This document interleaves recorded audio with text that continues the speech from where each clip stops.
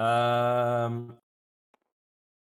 last week, our intrepid group of adventurers assaulted the keep, making good use of tactical planning ahead of time, and firebombing, and war crimes, and mind magics and such, and managed to interrupt a ritual in progress beneath the keep, saving a dwarven sacrifice, and in general laying waste to the inhabitants of the fortress. Hello, Jathar. Hello, boys. Sorry, I've just had to get a few not work bits done, but things around the house done. I'm joining stuff, so I'm pretty much ready to go. That's all good. After a fearsome battle that nearly laid out some members of your party permanently, clever thinking on the part of Shrimp and fast acting side of Brienne managed to save the day, leaving you all relatively intact. Very little in the way of injury. So, Gralden, having run out of the ritual chamber, the sacrifice shoulder, in all his elephantine glory, was witness to an enormous flash of light coming in from the exterior of the keep. It was already rather brightly lit because of the Greek fire that you lads had dumped into the entranceway there, but an even brighter flash of light illuminated while the rest of you guys looted. Actually, Galden also came down to loot because you all did some constructive loot. Pillage. So yes, several minutes pass. Let me just get my stuff here. So. Oh yeah, Jathar. Now that I still remember, did we do that switch for the Jathar? Sorry, say that again. Did we do the switch for the magic items? We did, but we can if you want it back, or you want to do a. Sorry, you gave me the mask, but you didn't want the scarab. You can have the scarab if you want. Oh yeah, I'm gonna take it. I'm gonna take it. So I have because spell resistance sounds pretty. Sounds good. Okay, so you two boys are just trading items. All good. Yes. Okay. So, while you find mental gems are busy doing some constructive looting, flying some bandages and some healings, you hear a soft susurration, almost like whispered voices, coming from the entranceway down into the ritual site that you've invaded, as well as the distant sound, crackling flame. And as you stop and look towards the door, Galden, you especially, having a keen perception into the natural world, you notice that the temperature in here is perceptibly higher than it was a few minutes before. And only seems to be getting higher. So I'm gonna pick up my dwarf, and come back into the room. Guys, I think we have a problem. I don't know if any of you can tell, but it's getting warmer in here, and there was a big flash from outside. I think the entire cave's on fire. That doesn't seem possible. How could a cave be on fire? I don't know, I'm not a geologist. You look at the entranceway, and now you can see a thin trickle of wispy smoke making its way into the room where you guys are based. Yeah, This I mean, seems we're like an issue. underground. Could there be a volcano? We would have definitely noticed a volcano due to its seismic activity. This entire cave is made of magnesium. Well, I mean, I found out that these monsters don't really fear fire. It might be that one of the grey people that thought it better to tunnel into a magma flow than to have us wreck it. That's possible. May I ask, okay, which one of you can fly? I don't really want to go out there if the ground's on fire, but could someone check? I was gonna ask if whoever cast fly on me, did they lose their concentration ever? Am I still flying? It's probably been past 10 minutes now. Yeah, Oh, it's it's fly just 10 the- minutes? yeah, I thought it was 24 hours. No. that's glory days from 30 at that, son. So, as you guys are standing in here, it's getting warmer and slightly warmer, Yeah, we need to Okay, move, give chaps. me a second. and the smoke starting to come into the interior. If everything's on fire, give me a minute. Outside of it. Yeah. I'm just gonna take a minute to summon Douglas. Okay. So, Do you mean 10 minutes? No, it takes a minute to summon Douglas. Oh, it's a minute. Okay. 10 Sorry, rounds. I thought it was 10 10. rounds, or a minute, yeah. Is anybody keeping watch? I assume most of us are. I mean, I'm standing by the staying away. door. I'm Okay. standing by the door, but I'm not, Geraldin, you hear shouts in Dwarvish coming from deeper in the interior of the keep above you. It Guys, seems who's- like many of the ones that have fled are now rallying and look to be on their way Oh my. towards your. Okay, location. guys, we need to actually get moving. Can we all fly? Is there a way for us to make everyone fly? Can we kind of just fly out of here? We've got what we've Nope. got. We came for. I kind of lifted the door. Is this room we're in a dead end? Between I I don't can know. Do you want to explore it? Somebody should give a quick look around. Yeah. Can Everybody roll that's- initiative for me so we that's- can do things in order so everybody can have their turn. Do we to- still have to do advantage? something. No, yes. So now it hasn't passed yet. I believe your ability lasts an hour. natural 20? Hey, let me roll 22. on with a natural 20. I rolled a 19 and a 20. A natural 4. Wait, the two of you roll natural 20s. Yeah. No. Oh, did? Shouldn't did you roll nat 20? Yes, I did. What's your dex? +0. Rasgor? +1. Okay, Rasgor my- goes first. Eat my I will dust. be after them with a 24. and then it Okay. shall be me with a 22. Jesus, guys. That's a pretty good roll. And what about Geraldin? I rolled a total of 7. Okay, so we'll I'm carrying a With dwarf. advantage. He's a bit of a fat dwarf, so I'm just slow. Even with advantage. Oh, I get it. Oh, yes, I get advantage. A 6. Okay, let's say Okay, so 7 it is. Okay, Rasgor, so you were saying you wanted to do something while this is happening. Yeah, I wanted to ask Cleve, can you summon the water thingy I'm on it. while being moved? I'm gonna scoop up Cleve and we can run while he's summoning, Okay, if he'll allow Where- it. I'm fine with that. Where are you attempting to run to, sir?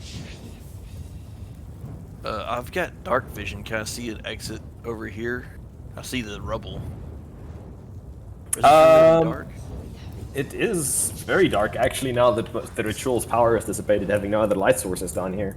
Except for the little crack of light coming from the room above, where the door is that Geraldin had shattered with his bare fists. Yes, there is a lot of rubble here. Tell you what, make a investigation check for me to see if you think you'll be able to clear that rubble out, or how quickly you think you'll be able to clear that rubble out. I'm so good at this. 12. Okay. 12. You think it will take 5 or 6 minutes if more 2 or 3 of you work on it. But you suspect you could be able to clear out the rubble, and there is a room below this one, although you can just barely see into like the first few feet of it in between all the rocks that have been stacked up into this fallen stairwell. That's y'all want to fight our way out, or do you want to dig through this rubble? Considering I it's am getting not- warmer and warmer, I'd much rather just. Yeah, if digging will get us out of here via a back door, it might be the better. I agree. Okay, so here's what we're gonna do. You see this timer on the table here? It says 5 minutes. Yes. We're gonna be using the rules for underwater breathing. which means you guys have 1 minute plus your Constitution modifiers worth of air before the smoke gets too heavy and you can't hold your breath anymore. And then it's down to Constitution checks that will get progressively harder as it fills with smoke. So those of you needing to breathe will have to take that into consideration. In order, from highest to lowest, Gralden can hold his breath for 5 minutes. Razgor and Cleef can hold their breath for 4 minutes. Shrimp can hold his breath for 2 minutes. No, I lie, sorry. 3 minutes for Shrimp, and 2 minutes for Brienne. Yeah. Balls. So, in doing so, the timer starts now. You guys are going to act in initiative orders. All your turn times are cumulative here. So do not waffle. I think smoke's getting too thick. We just need to bolt out of here. Let's We go. got time to dig. Yeah, I'll scoop up Cleef and start running out while he's summoning Douglas. Okay, so you're running with Douglas up the with Cleef up the stairs. Shrimp. I'm just gonna go follow him. I have no plan. Okay. Next person. I'm being carried. I'm just carrying on. Trying to summon you. Oh yeah, you're Yeah. summoning. Yeah. It's gonna be 10 rounds. Okay, I stopped summoning. No, that's fine. You can carry on if you want. No problem. And then Me. it's you, Brian. Yes. Yeah. Run with them. Like if And we while Have we decided we're going to run towards the burning fiery? Apparently so. Sorry, guys. So- I'm just using 5 seconds to just clarify our plan here. Yes. Yes. We're running. Okay. Okay. So you guys run up the stairs. The first person, Gralden. You see shadows, probably, or the closest person says Gralden. You Yes. see shadows at the top of the stairs. As you see the form of 2 dwarves, both grey-skinned, step into the exit from the room. Both hefting battle axes, and both looking down at you lot, and you hear them shout orders, and you hear the sound of footsteps coming from behind them. Hard boots pound the stone coming towards the room. Razgor, your turn. Here. I am guessing I'm gonna sit one- down Cleef. no, wait, it would have expired by now, wouldn't? Mhm. No, remember Razgor and I were flying last week still. Yeah, that does unfortunately expire. That because would have there's expired. duration. No, that's fine. That's fine. Just means I'm gonna cast it again now. Fine. Razgor, yes. I'll sit down Cleef and let out a battle cry and charge the closest one. Trying Okay. to as intimidating. I know there's there was demoralized in past editions. Is that still an action? I'm not sure actually. Let me have a look quickly. Demoralize.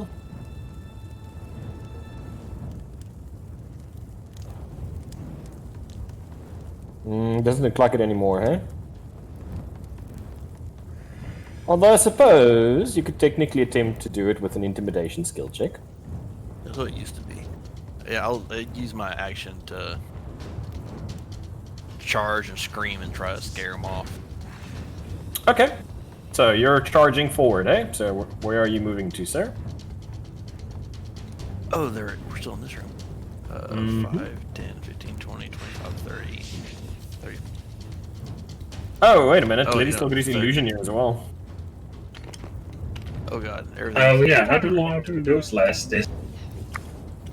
Uh. Okay.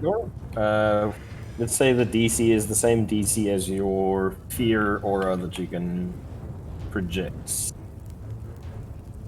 We did search this room and we found there were no other exits, hey? Only one that may or may not be an exit and is buried underground. 15, Oh yeah, the illusion's still there. Okay. 20, 22. 22. Holy crap. Okay, let's see if I can.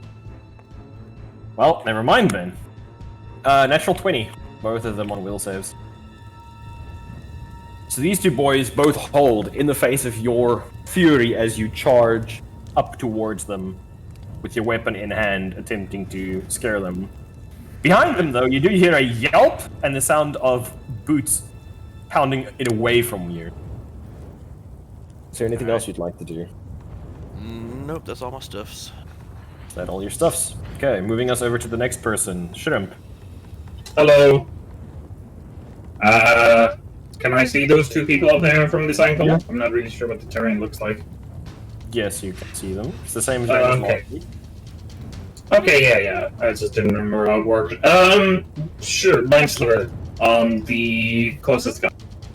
Okay, what's that? An int save? Int 16 save. 90. Saved. Save. Take any damage? Nope. It's a cantrip, so nothing happens. Alrighty. Anything else? Let me just double check. Thought form lasts for 10 minutes. I'm just gonna cast the thought form again as a bonus action. Okay. Cleve, your turn. What you doing? Cleve is gonna run up and attempt to get next to Razgor and just shake. He's gonna attempt to shout, "We done killed your dark gods, you piece of shit!" In common.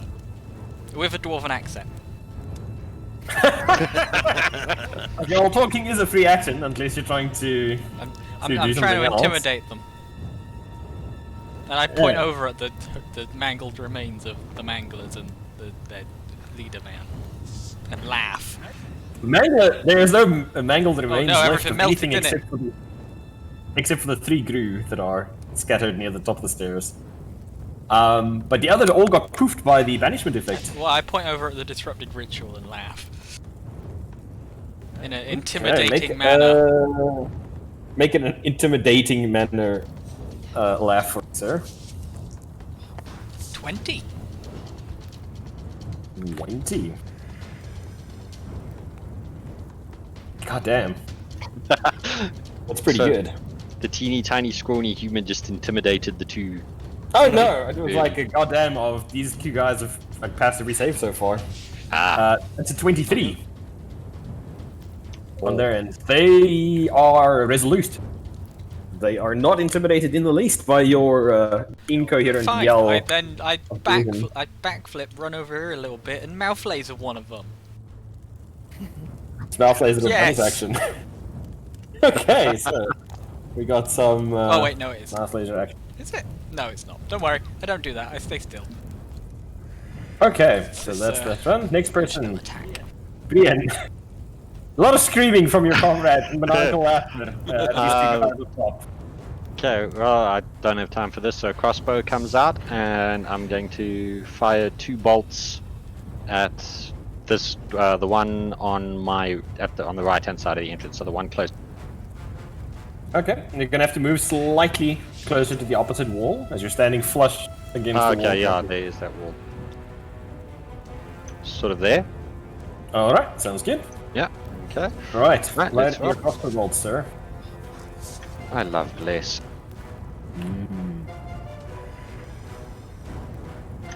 So 20, Bless.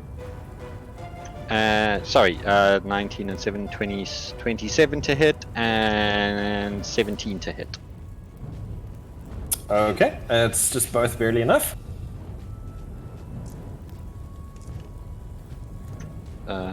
It's 3 plus 4 is 7. 7 and 8 is 15 points of damage. Okay. Both bolts slam into his shoulder, and you see below the links of his armor, the skin is grey and almost rock-like in texture, and it chips instead of bleeding when the bolts penetrate. Okay, is there anything else you'd like to do? I shall. No, we haven't had a short rest, so I can't use my. No, that's me. Alrighty, next person up. Douglas didn't get summoned, so I guess it's gonna be Grolin. I'm going to. Me and my Wolf King friend are going to run up here. He's still over my shoulder, and I'm just going to kick this man. Okay, so you're just gonna go straight for punching attack foot. I'm a man of simple. If all you've got is a punch and a kick, then everything looks like something that needs to be punched. Oh, good. First 2 attacks, Natural 20 and then a 4. So one is 26 and the one is 10. I'm assuming the 10 doesn't hit. Nope, the 10 does not hit. Roll your damages, sir. Double your dice on. Did you add your bless rolls, In this Jeff? particular case, it would not matter.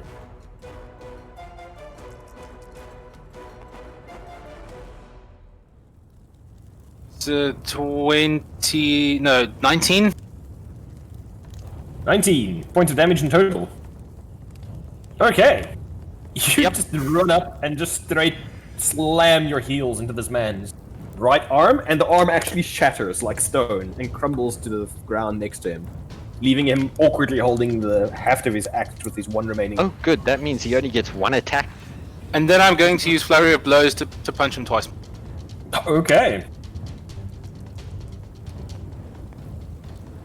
Oh, for Pete's sake. So the one is 19 to hit. That's a hit. For a delicious 15 points of damage. God damn.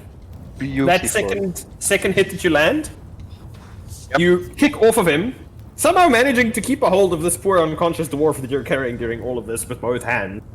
And you just run up him, kick off the little wall to the side of you, and then just bring your heel down, and you actually shatter his head like pottery.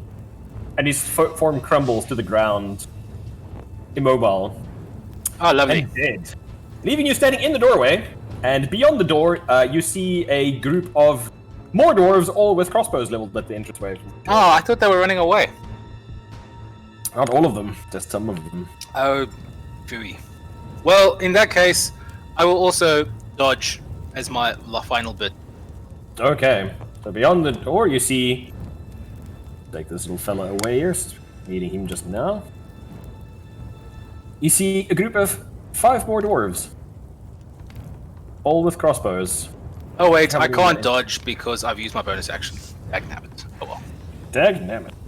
Oh wait, I can still move, can I not? In D&D? So Yeah.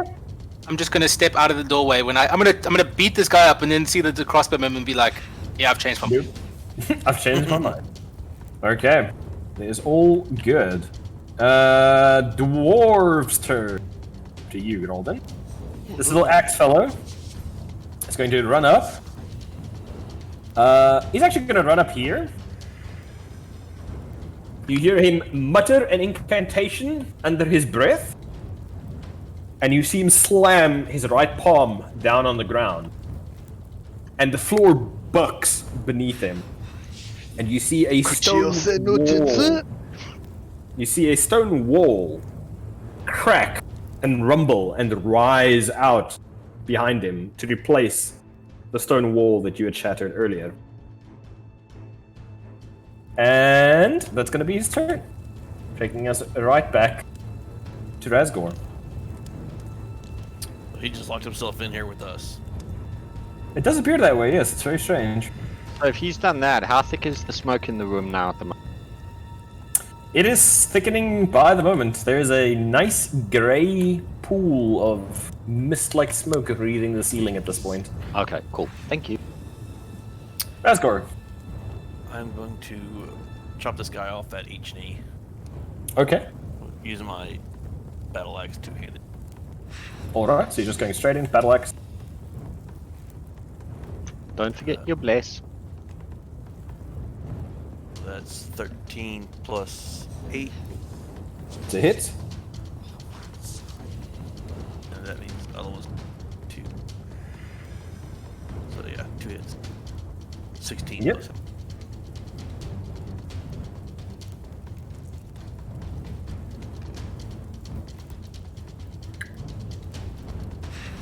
Fuck my dice.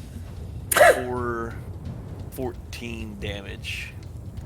14 damage. Alright. You slam your blade down on the dwarf's armor, and again, you see chips of stone rather than flesh come from this one. You know, I Anything want else, outta Razgor? here, so I'm gonna go ahead and dump a smite. My last spell slot. Okay. You're dumping the smite into him, eh? Yeah, plus another 11 damage. Oof. Okay. Yeah. You see your axe blade glow, and then a concussive boom fills the chamber as you see more stone crack and shatter from his limbs. Shrimp, is there anything you'd like to do? So this boy is still up. Oh yeah, he's still alive. Okay, so about the stone wall, he erected it over here where we came in from, correct? Correct, yes. He sealed it across the doorway.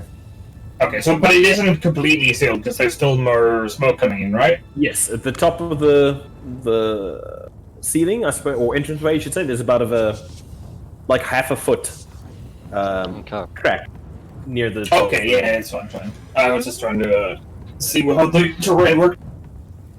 As for that guy, I haven't come up with anything smart, so I'm just going to conserve some of my spell slots and use Mind Sliver again.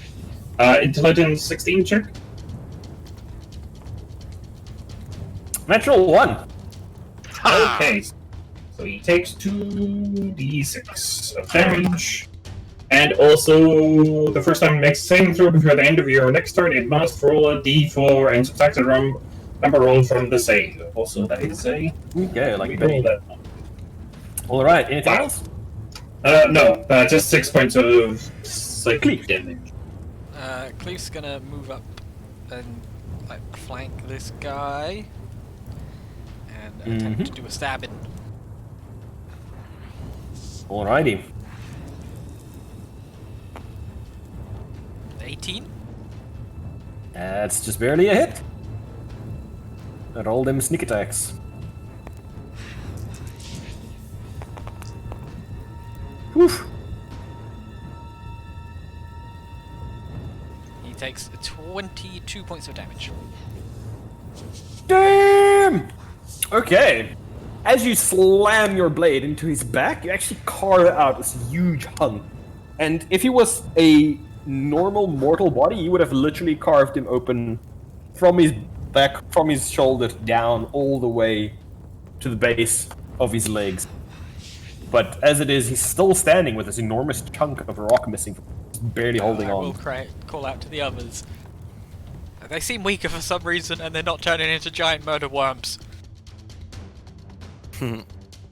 Okay, Yet. Brienne, your turn. 2 more crossbow bolts at him. Sure. Ah, pew pew. Pew pew pew.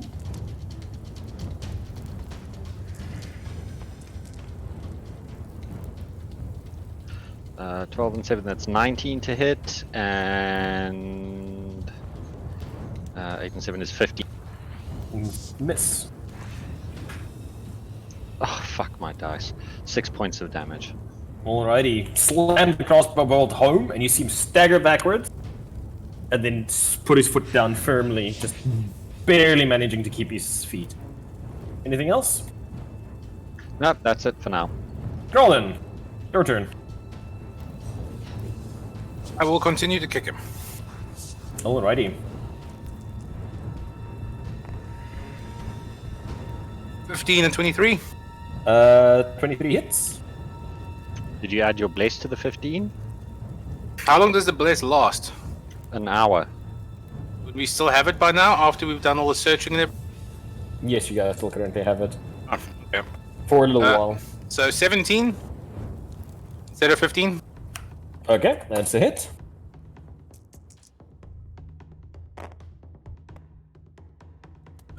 Jeez, 3, 4, 5, 6, 7, 11 total. 11 points of damage. Okay. You slam your fists into the door for you, and you see him crumble to the ground. Come on, guys, it's not that difficult. You got the weak point. You just gotta punch him over here. And then you see the pebbles and stones and rocks that make up these two dwarves start to tremble. Is there anything you'd like to do with your turn? I would like to spend the rest of my turn maybe moving away from the door in case something's charging it at the moment. All right. Just a Move few away. safe steps back. No problem. Immediately as you step away, you stumble and nearly fall as the remains of the two dwarves below you coalesce into an enormous stone dwarf figure. I take back what I said about them being weaker.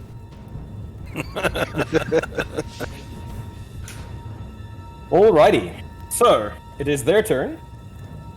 They're just going to go to town on the person that has so nastily crumbled them in the previous round. Jathar, he's going to make 2 slime attacks against you. Try and punch you in the face. Cool. 23 and 28 to hit. Yep. Alrighty. Let me just see, what's the damage dice on this? Make sure I don't roll too many. There we go. I almost read that as like 6d8. I was like, that seems excessive for a melee hit. Grolden, first hit, you take 16 points of damage. Cool. And the second one, you take 10 points of damage. As he brings his enormous hammer down. Wham! Wham! Trying That to hurts. break you like a stone, much like you did to him. Be thankful that I don't yet have my mask working, or I would kick your ass for that. Razgor, your 2 opponents have now turned into 1 opponent. And the smoke is thickening by the moment inside of the room. What would you like to do? I don't want to mess up the blade on my battle axe, so I'm going to step up behind him. He's just large, right? Yes, that is correct. I want to try to kick him in the back of the knee and shove him to the ground. Use the is it shove or push action, something like that. Shove, yeah, you want to shove him prone. Yes. Okay. Does bless use the attack go action? towards that? Well, it's an attack action, so yes. Yeah. It's basically a special melee attack. Yeah, it uses one of my 2 attack actions. Okay. 17 plus 7, 24. Is that it? It needs to roll opposed to that, hey? Yes, opposed athletics. It's a good thing it doesn't have athletics. He's got 10,000 strength. It does have a +6 from strength.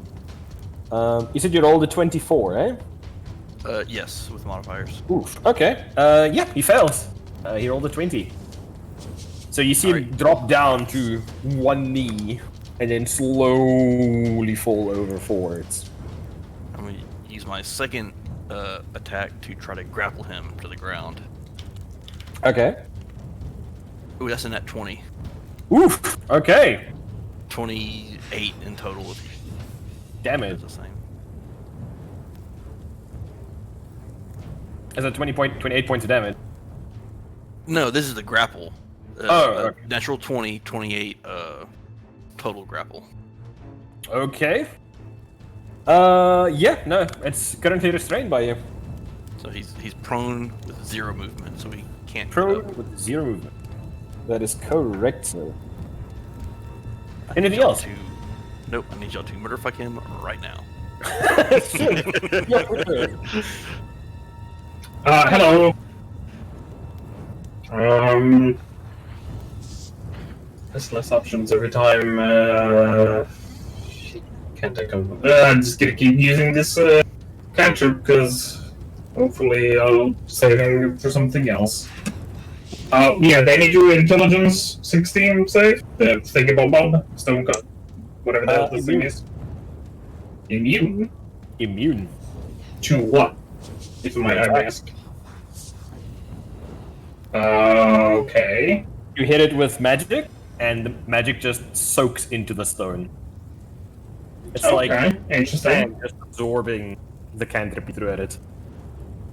Okay, that's interesting. I assume, yeah, that's me. Is there anything else you'd like to do, sir? No, I have no bonus action. Now you guys know something new about your enemy. Cleef, your turn. Cleves is just going to run up to the down rockman and stab. You have Okay. You have double advantage. You have double advantage, that is correct. Tell me Okay. that means he gets double sneak attack. It's a 26 to hit. That's a hit.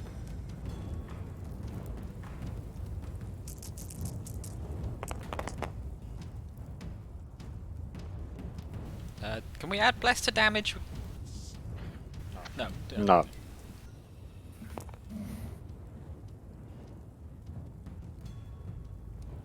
That's 20 points of damage. How much? And you're using your dagger, eh? You hear a pink, and you see the blade skitter off of the stone, repelled by it. It seems like a slashing or piercing damage type is very resistant to it. Oh dear. Anything else for you, Cleve? The stone wall's still up, yeah? That is correct. I'm just gonna move back a little bit. Just in case it froze Okay. Razgor. Just in case it's Brian, your turn. I'm You've going. seen it soak magic and blades.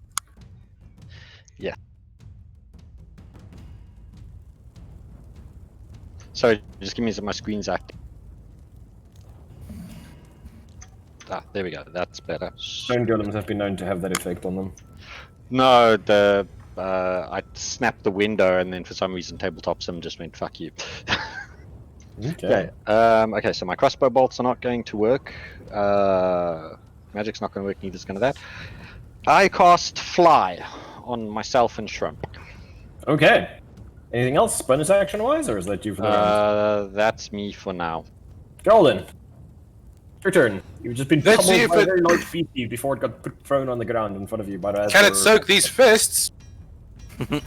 Well, we can definitely see. 18 Oh. and 23 to hit. You're rolling with advantage. 18 and 23 both hits. So roll your damages. Let's just see if you get any 20s. Nope, okay.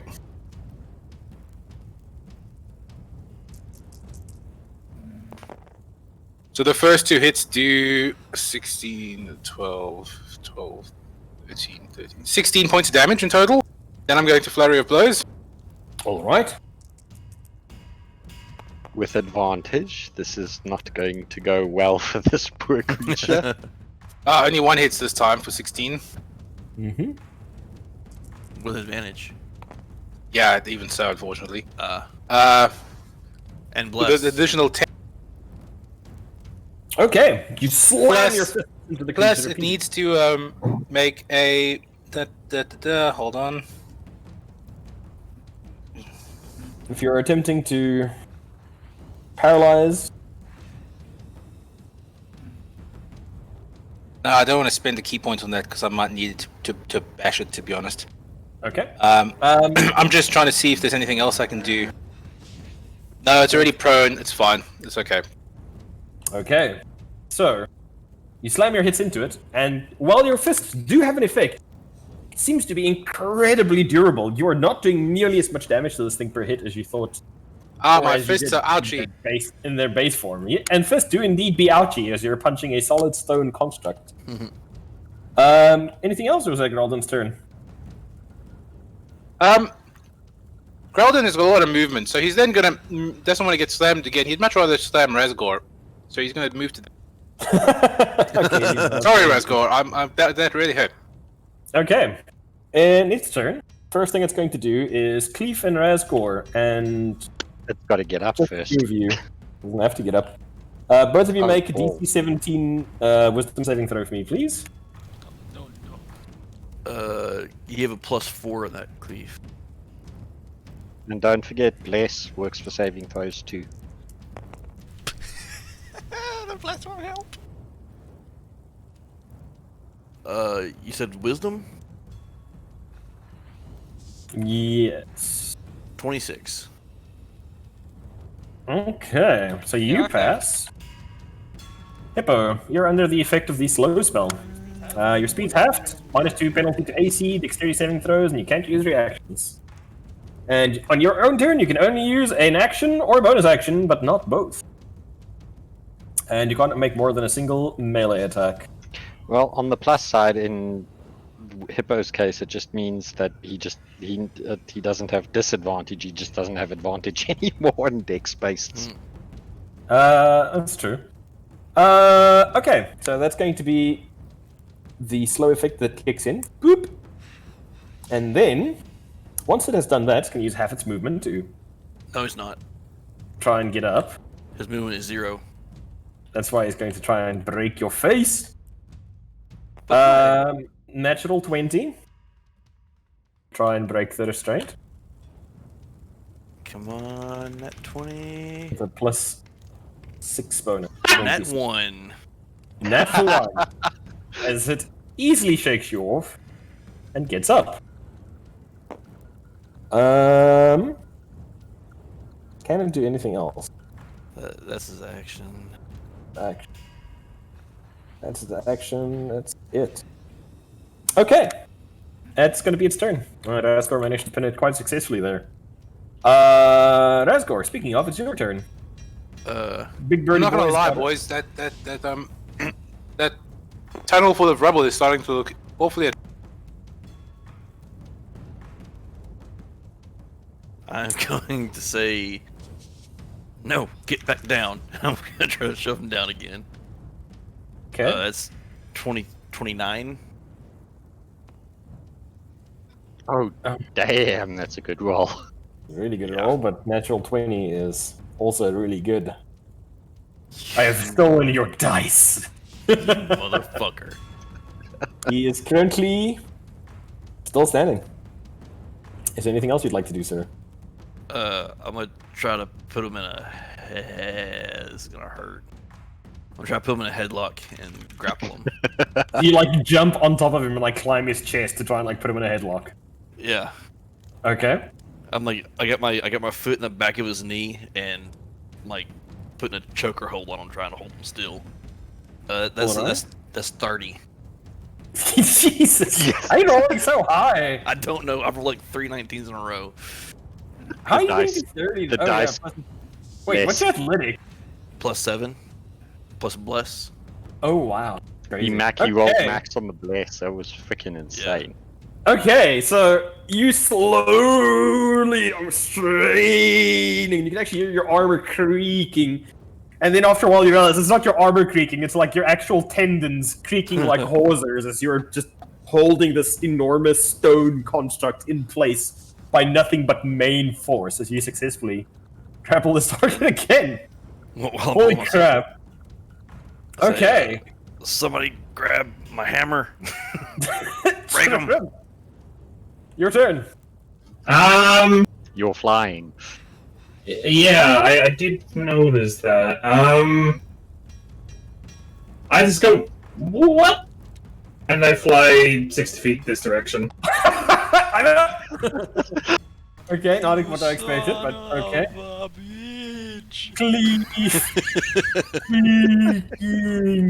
How big is that? Can you dash with flying? Sorry. Yeah, you could double light, I believe. And then I just go this to the pile of rubble. Is there like anything that I can see here through the rubble? Do you have dark vision? No. No. Okay. You cannot see anything. Khalif! How looking at like the rock wall that the guy put up, like how big is the gap, like that's left? At the top, probably about half a foot at the top of the Plenty wall. of room for Cleve. Cleve's gonna Maybe. attempt to climb up the wall and get his head through, see what's on the other side. Okay. So, Khalif, what's your normal movement? It's my normal movement. 35. Yeah. So it's now 17, right? Okay. And what's your climb speed? How would you work that out? I'll tell you in a second. While climbing, I think it's like your strength mod. While climbing or swimming, each foot of movement costs an extra foot.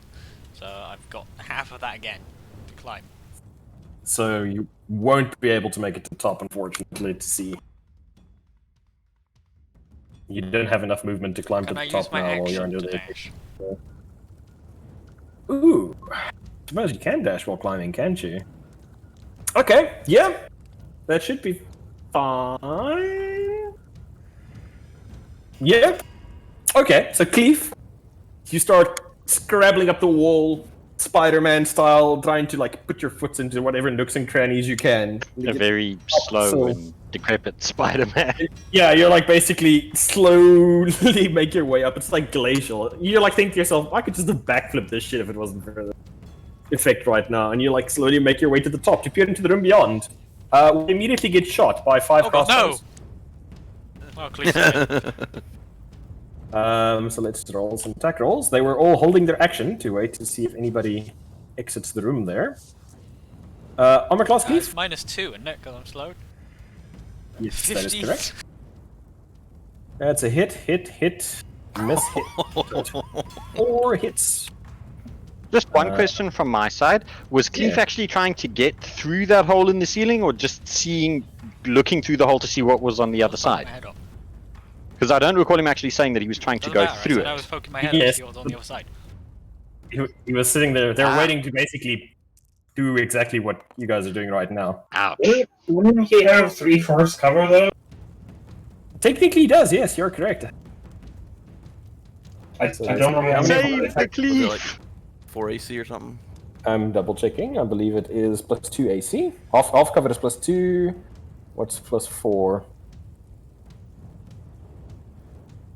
3/4 cover is +5 AC. My AC is Yay, 20, Cleef. 20 then. 20. Okay, so only 2 hits then. Okay, so that reduces the damage quite a bit. I rolled a lot of 8s there. Cleef may yet live through this. Cleef, the first hit deals 7 points of damage to you. And the second hit deals 8 points of damage. As the 2 crossbow bolts Jesus. slam straight into your neck. And I believe you can't cunning action because of the slow. Yeah, that's true, it's correct. I believe the noise you make is more of a gurgling noise. Cleef slow motion Okay, you know- slides down the wall. Is Cleef still conscious? Barely. Okay. Pretty impressed that Cleef is so durable. Okay. So that's going to be their turn. And Cleef, anything else you want to do? That's all I can do. Trasgore. So I don't see. Wait, no, it's the dwarf's turn, isn't it? Is it? Did I skip him? Isn't Oh wait, that was me? Cleef. Sorry, it's Brienne. You skipped a Brienne, lot of people. Yeah, sorry, I'm sorry. Sorry, apologies, Brienne. Yeah, so Razgor called out for somebody to grab his.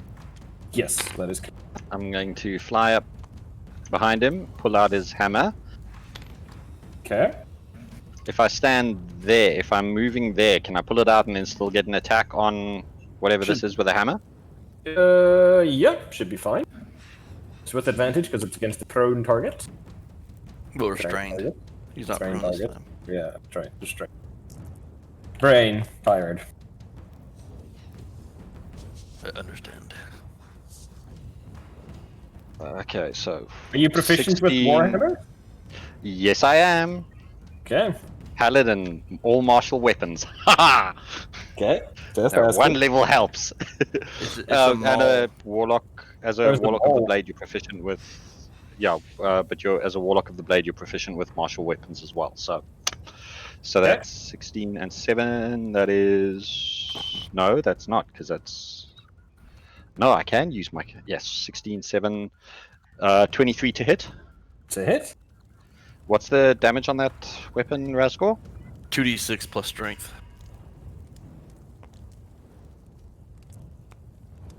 And is non-magical. 8 points of damage. Okay. So you slam them all down and deal 8 points of damage. Yeah. Managing to chip teeny tiny little fracture into the creature. You slam. This is not going well. That's going to be Brienne Grolden. Your turn. You've evacuated the dwarf. A distance away now. What would you like to do? Are you trying to dig out that rubble? Perhaps. I feel like I might try and help. Or at least, because I've got the dwarf is still unconscious. Correct. Yeah, okay. I'm going to book across as much as I can and dash. Alright, well you're a monk. And yeah, be crazy. Pretty much. distance. It's fine, yeah. And at the very worst, I can drop off the dwarf. I'll see if Shrimp needs help. If so, I can help him. Otherwise, next round I will dash back. Okay. So you If drop only the we dwarf. had Fiend. If only we had Fane. Alright, so you stop the dwarf, and next turn you can start digging some rubble if you wish to dig some rubble. Door's turn, I believe now. It's going to attempt to break the effect there, Asgore. He's not gonna surrender. Let me check. No. Is there any way I can help Razgor to help to try and keep this thing pinned? You can take the help action, which takes Okay. your action and gives him advantage on whatever he's Then trying to that's do. what I'm gonna do. Then it takes that's my your action next turn. turn to help him. Fine. Okay, so first thing that happens is I roll a 6, which recharges his ability. Which means Brienne, Razgor, and Cleef. All of you need to make wisdom saving throw of 17 for me, Plus- please. +4.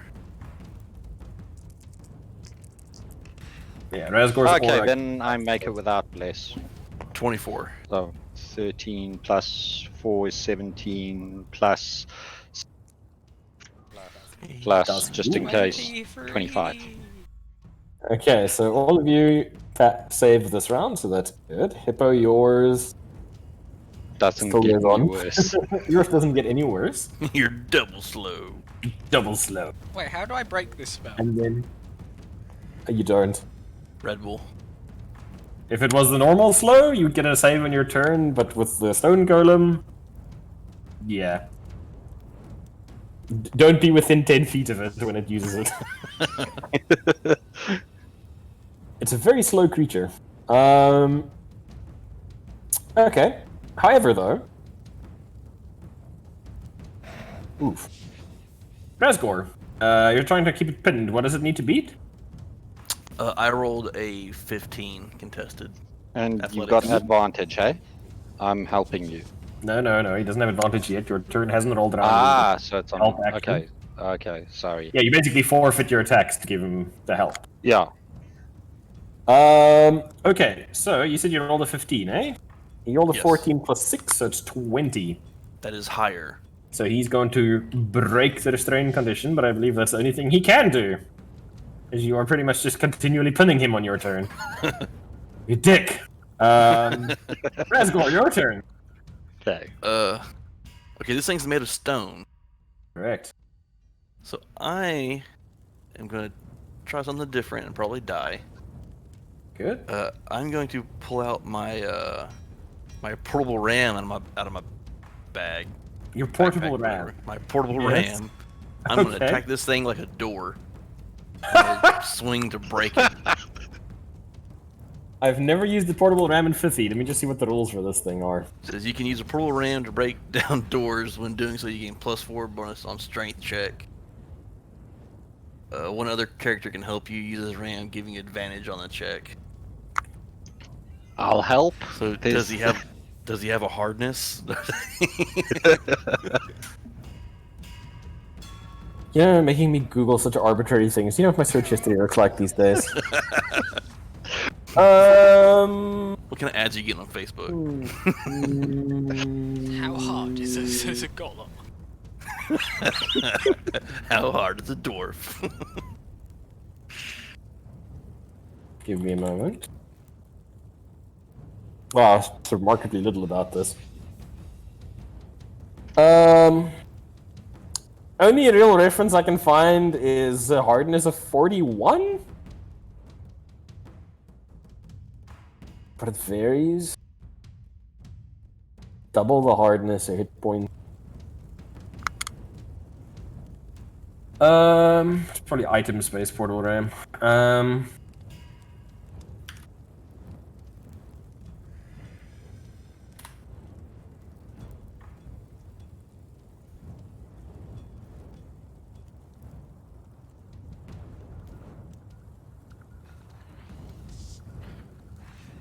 I'll be honest with you, I have no idea if that'll work, but sure, I'll give you points for ingenuity. Make a strength check for me with a +4 bonus. And advantage, I'm helping. You go to your turn to help. Okay. It's an action. It's literally an action called help. Okay. It's like an attack action. +8. So 23. 23. Okay. Sure. Wow. Okay, well, I guess that'll max damage then. Sure.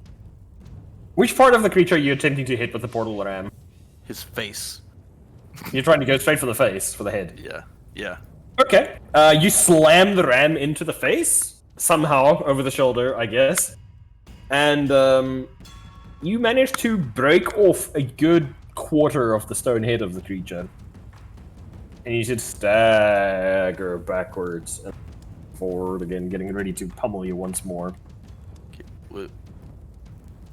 Would that be like my whole action or one of my attack actions? That'll be your whole action. Okay. A ram is a very unwieldy, improvised weapon. Yeah. And there is a handle on each side of it to where if Brian wanted to grab the other side, we could Make another do it attack. together. Yeah. It's all good. Shrimp, what are you doing? I shall use the use item action and light a torch. Whoosh! Do I see whatever it might be behind this rubble now? You see another very similar room to this one. Excellent. I missed this step. Ah, goddamn. Okay, let me pull up a separate map for you. More maps? More maps? Where are my maps at? We Where need my to dwarf 3 max woman after at the maps? same time. Please no. Nettie, as you misty step into the interior of the room below you, there is a few things that are going to happen here. Those out there. I guess we'll get to the exploding bit first. Oh god. That would be nice. Oh god. Why? Okay, let's just do that for now. Those. First thing that happens is as you whoop your way into the interior, you see lights flicker on. 2 stone pedestals, both with wickering flames that light as soon as you come into the interior. The second thing you see is another ritual site below, directly below the one above you, centered below it. And you see numerous arcane ruins etched in what looks like candle wax in a circle. And as you step into the room, you see a circle of candles, light, going around the clockwise until the circle is surrounded by candlelight. You see several sarcophagi in the darkness to either side of you. All of them seal, except for one, on a raised dais, with a statue of a dwarf in full armor down it. Shattered pillars cover the ground. Chunks of the ceiling have fallen in places, and you can see stones and cracked masonry scattered across them.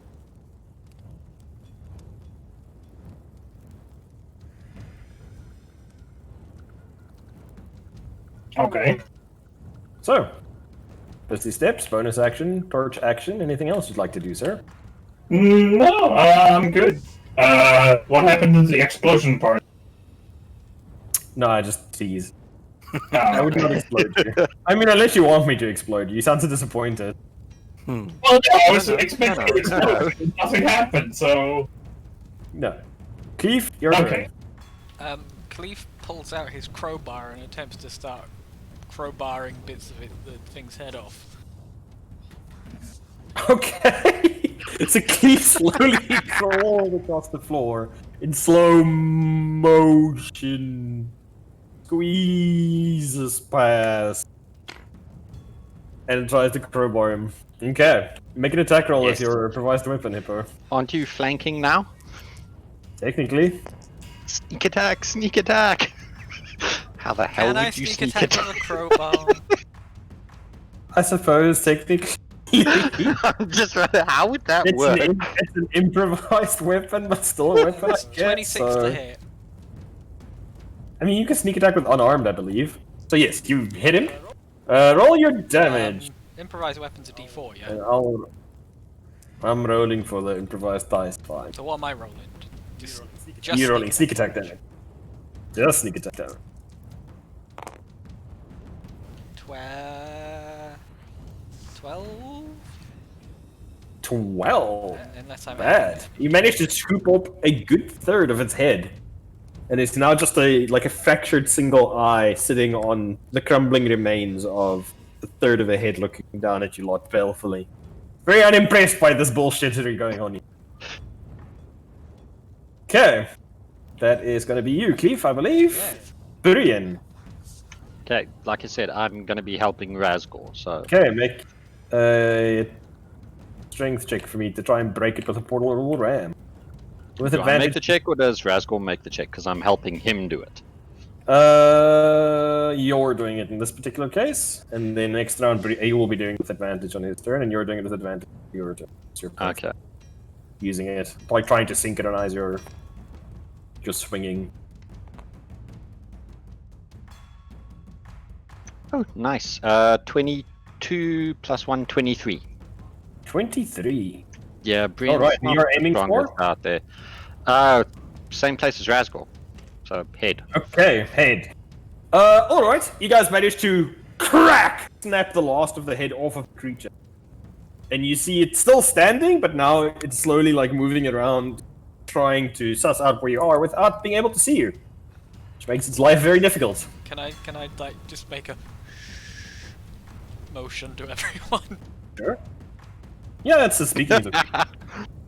But some of your party members have disadvantage on stealth saves.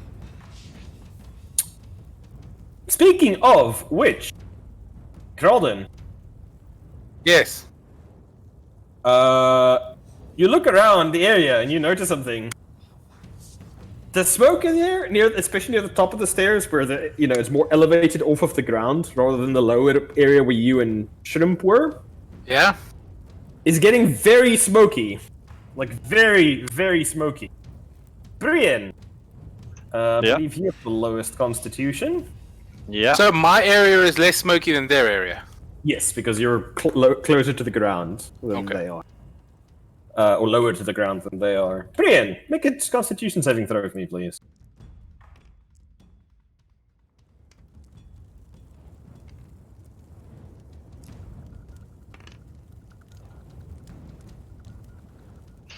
Uh, 18 plus 2 is 20, plus 4 is 24. Okay. All good.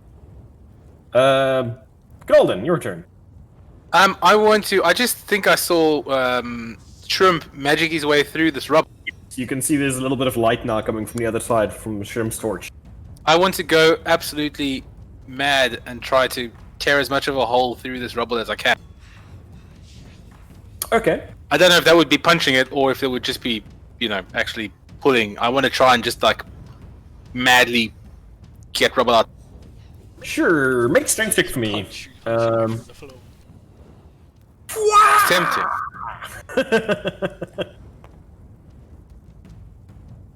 19.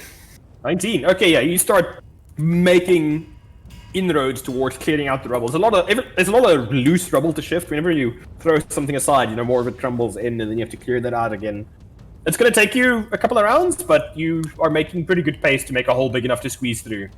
For somebody. I also just called to the guys. Guys, there's a room behind you, and it's probably less smoky. Shrimp just got in here somehow. There doesn't seem to be an exit here, though. Gralden, Dwarf's turn.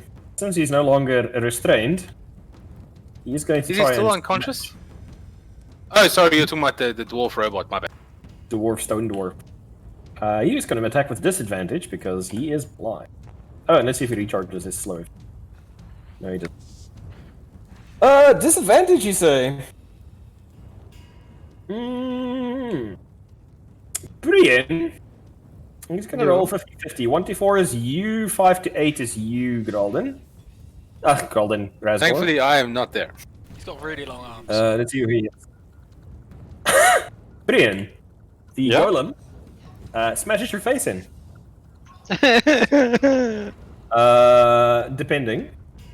Does a 19 hit? Yes, it hits. Okay, and what about a... Ooh, that's an actual 20. Oh wait, that can't go balls. Okay, so anyway, first hit. Does not do a lot of damage, that makes me sad. 16 points of damage. How is that not a lot? They're all 2 1s. And then the second one... That's much better. Second one does... 20 points of damage. As you Holy blindly shit. smashes down with the stone fists. Yeah, Brian Fine. went from being really, really healthy to really fucked up in like 6 seconds. So you're basically just stomping around now blindly trying to figure out where you lot are that have been hammering him. Okay, that's going to be his turn, which takes us back to the top of the initiative order with Razgor. Who gets advantage on this attack at least? Go for his legs. These sweet, He's sweet hurt. knees. Currently he is blind and just stomping around. You're also muted, Random, if you are saying anything. Okay, so it helps when you talk out loud. Yes. So all that was him swinging with his hammer? It's just swinging, wildly around him, just trying to figure out where you guys are, since you've effectively blinded him by removing his head. Alright, I'm gonna aim the ram at his hammer arm then. Okay. You have advantage because he's blind. And That's 16, 18, 18 plus 8, 26. 26. Ooh, wow. Damn! I just rolled max damage. On both dice. Okay. You slam the ram into his arm, and it actually cracks at the wrist. And the entire hand holding the stone weapon drops to the ground. why couldn't that have happened earlier? So he is now like swinging in your direction blindly with the stump of the arm, trying to figure out where you are. Okay, is there anything else you'd like to do? I would like to run away, but I'm going to hold my ground this time. Okay. I mean, he can't attack of opportunity you because he's blind, in case you were hesitant I'm like- about that. I'm not gonna leave Brienne to die. Okay. Shrimp. Your turn. Hello. I've got to reclaim my honor from last session. Okay, so I'm in this room. There is not much here. There's just the replica of that thing, and you said something about a stone statue? Yes, directly ahead of you, behind the open sarcophagus, the top of the dais. Does it look at all familiar? The stone thing statue. Sure. Make an intelligence check for me for history. Oh, See if history you know anything check. about dwarven history. Yep. History. That is 21. 21. You see that the helmet the dwarf is wearing has got a pair of horns, almost like ram's horns curling from it. And the helmet that he's wearing, you see there's almost like a jagged scar carved into the stone across his right eye. And that clicks something in the back of your mind. You remember somewhere, you don't know where, it's been years since you acquired this knowledge. Or decades even, centuries. And you remember reading there was a companion to a human hero of legend that had, or took a wound to his right eye during a famous battle. You can't recall who it was. Okay, let's leave the statue alone. But there's also the replica of the ritual above. Do I recognize the? Does the arcane symbols look the same?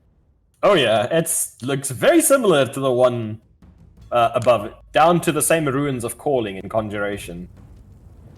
Okay, that is disturbing. I would like to disrupt them, if at all possible. I'm not sure what it would cause, but you know. Sure. Let's say it's an action, and then you can scuff your feet, like run through the wax on the ground and break the circle and try and muck it up. Yeah, okay. I will do that. Okay. You do that. The two of you fighting the golem, or three of you fighting the golem up top.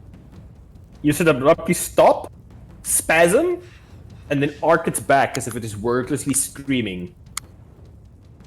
And you see it go inert. Okay. Something, as somebody has done elsewhere, has severed whatever connection of magic they're drawing on.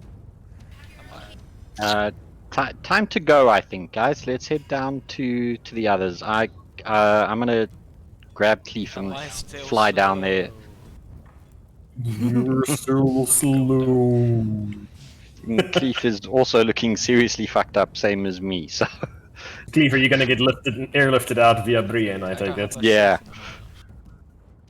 but he's slower than any of us at the moment. So You say that, I can um, still move like 50, actually, 50 feet a turn. Yeah, well, I can move 60 feet, so that extra 10 Okay. feet helps. Quick question for the DM. If Razgor were to try and grab onto me, if he were holding onto me, would I be allowed to try and fly with both of them in a straight line? What's your carrying capacity? What's the carrying capacity for strength 13? 15 times strength, so... If you click on equipment, it'll tell you weight carried. You click on that, it'll tell you what your carrying capacity is. I can Well, carry I believe- 195 pounds. think you're I'm at a or way little bit more more than than that, yeah. Okay, that might be a problem.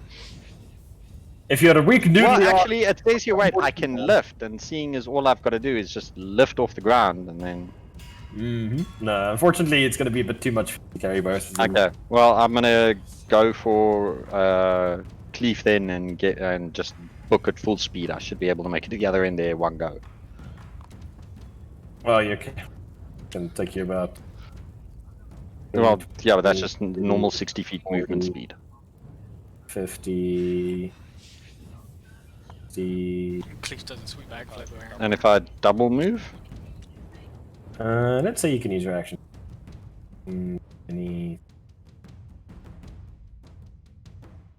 where the smoke is hopefully a bit thinner.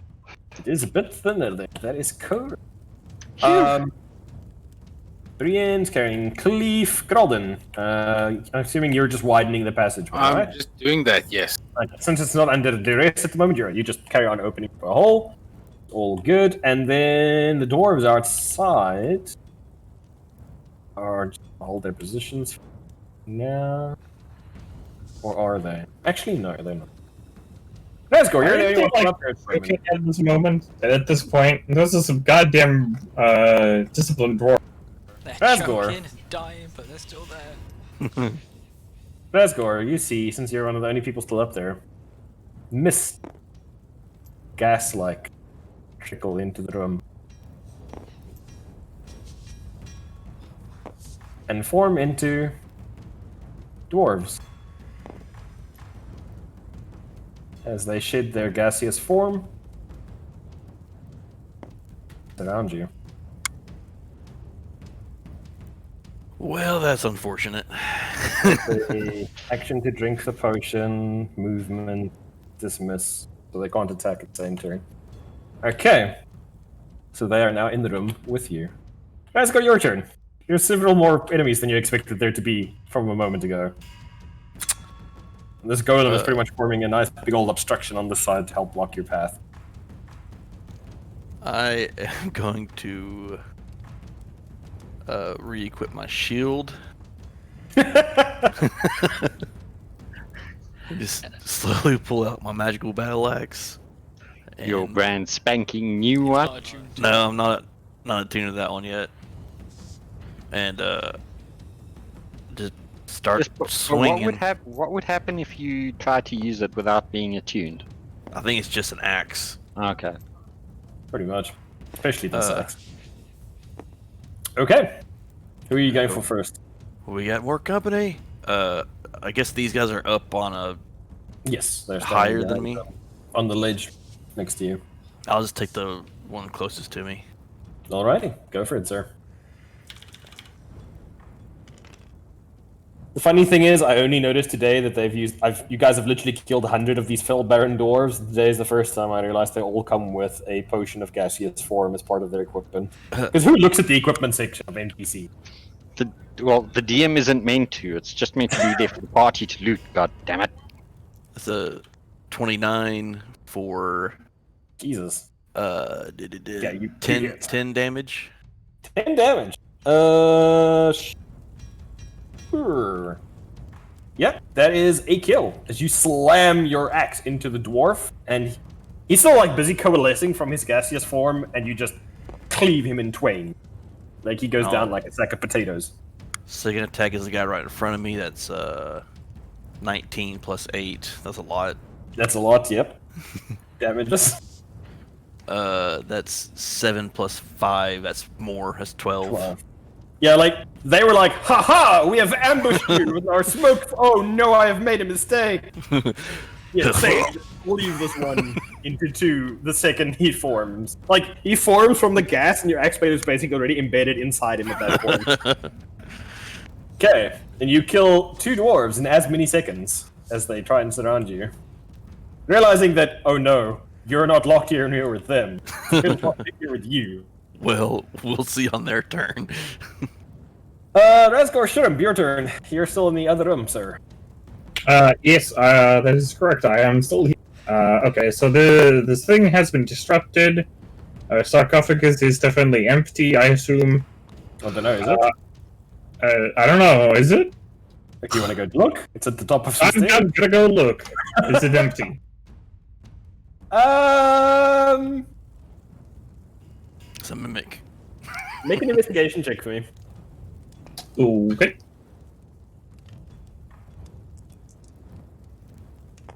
Mimic goes numb. Yeah, that is a 19. 19. Correct. The interior of the sarcophagus has got what look to be petals from a plant, flower of some kind maybe, that have withered with ages and darkness and dankness and being unused. But it looks like there's something pressing in on them, like a heavy object lying on top of a cloth. That's how it looks, like an indent almost on top of these petals that are scattered in the interior of the sarcophagus. But you don't see anything with your eyes. Okay, I use Mage Hand to try and pick what I assume is an invisible item up. Does it, like, do I grasp? Actually, do I actually grasp anything with it, or is it just there's nothing there? Well, what are you trying to do with Mage Hand? Because you can't feel through Mage Hand, unfortunately. Oh. Well, I kind of, like, since I can see the indent, I'm using Mage Hand to go grasp around, Like around what I the assume corner. is a shafter or something. Just kind of wrap around it.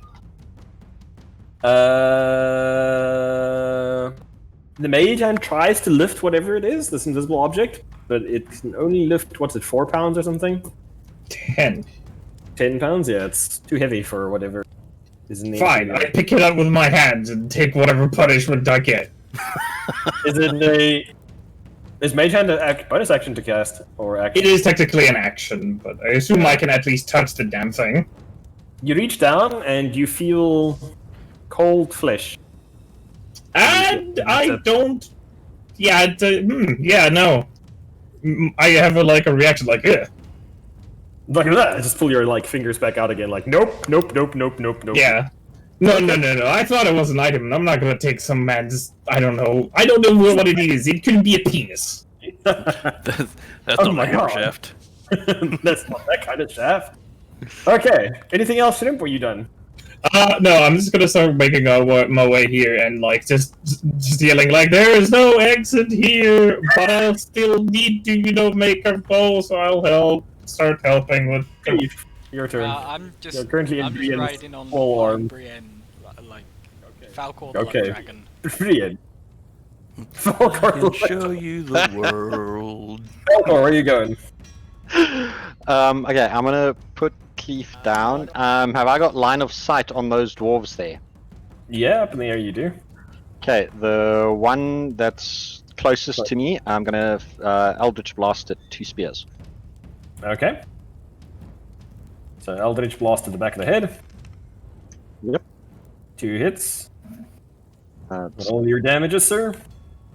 Oh, do they both? Yeah, I can tell from the numbers you roll. There's going to be enough for AC. It's 7 points of damage total. Staggers forwards under the green-blue blast of your Eldritch Blast, but just barely manages to hang on. That's okay. Okay, Brienne's turn. Gralden, you finally managed to punch a big enough hole through the rubble to widen an entrance. And beyond it, you see a room that is, as I've described previously, but you're just damn surprised that there are candles burning down here. Like, the hell? And also... Shrimp, what's going on? How can I help? Hello, yes, there is no exit here. There was some kind of thing on the ground, and there is also an invisible cold dead flesh thing in that sarcophagus. Also, these candles lit up when I entered. That's very suspicious. There seems to be one candle missing, though. Oh, you are very perceptive.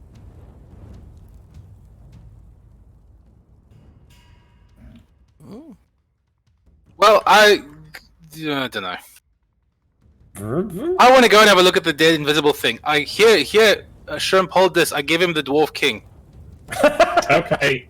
And then I run into the room at full speed. Okay, so you run into the room at full speed, you're running up to the sarcophagus, yes? Bingo. Bingo. It looks empty, but you can see the effect of something heavy lying inside of the sarcophagus on this bed of plant matter. I have a spare hand because I have a trunk, so I will sacrifice. I will stick my left hand in. My punching left hand. What are you trying to do exactly? I just want to see what it is. Can I pick it up? Can I grab it? Is it just like a random thing? It feels like a body. Oh, that's really creepy. I'm just gonna completely guess. Can I light this last candle? Which particular one are you pointing at? Isn't there supposed to be one on the left of this sarcophagus that hasn't been lit yet? On that side? Yes. Wow, it's a big guess, but sure. It is a big. I'm not gonna lie, it's a big guess. I'm quite happy if it's no. That's metagaming. I'm literally like, This is my gamer. Tell you what. I can roll an insight. I can roll an insight check because that seems. Gralden has very high wisdom. So let's do an insight check, like you said. Just how bad is Gralden's OCD? I mean, 27. 27. I mean, looks ritualistic. Looks like it's symmetry. Maybe? What's So the worst that could happen? You light the candle. Yay! Okay, several things happen as you light the candle. Rocks The fall, everybody dies. circle, behind you crackles, and a shaft of jagged black lightning leaps from the circle towards the ceiling above. And lit from that blast of black lightning, you guys see an identical set of symbols mirrored on the ceiling above you. However, because Shrimp broke the symbols on the ground, you see it arc out and spiral and actually smash one of the pillars, coming very close to bisecting the two of you as it cuts overhead into the room. Like somebody took an enormous buzzsaw to the walls, just like tearing into the stone, as this energy is in flux now because of the design being broken. Those of you above, by the steps, and Razgor behind you, this immediate purple area that was part of the symbol just explodes outward as this jagged black lightning carves through the floor directly through the stone up and keeps going into the ceiling above, where now that it's lit by this lightning, you can see again mirrored symbols on the floor above you going to the keep. And that also shatters outwards with the percussive boom of breaking masonry and stone breaking. And you see beyond that, gets us out. you see beyond that, the ceiling of the keep above, that also gets shattered, and this thing basically keeps going up into the air, far above you, where you can see smoke wreathing the cavern ceiling far above you in darkness, and where it slams into the ceiling, and you can hear the crack of stone, followed by silence, Oh god, no. and then enormous stone boulders start tumbling into the hole blasted from this ritual site. From the exterior of the keep, from this cavern ceiling, the stone who block said rocks fall? starts falling. Yeah, they are falling, aren't they? I need a D8. Oh god. Or scatter dice, one of the two. Sorry, No, you sorry. don't. There's No, no you- D8s. Yeah, D8s anymore. are illegal, I'm It's just- afraid. That Yeah. was not a roll. I dropped it by accident. Okay, so to make it fair for everybody, No. this pillar over here. 1, 2, 3, 4, 5, 6, 7, 8. To see where the stone blocks come tumbling down that drop from the exterior. 6. Oh, thank God. Okay. Brienne and We're Cleve, safe. We're safe. We're Ow. safe. you are both blasted out of the air as an enormous stone block tumbles down from above and just barely misses you.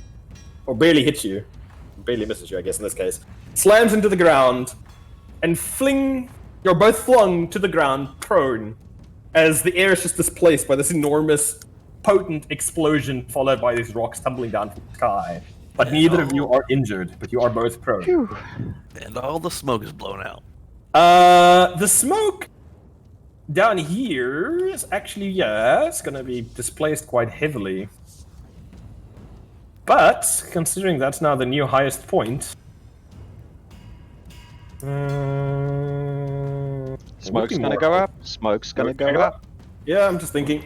So a lot of the smoke is basically gonna start going out of this hole that you guys have blasted. Razgor!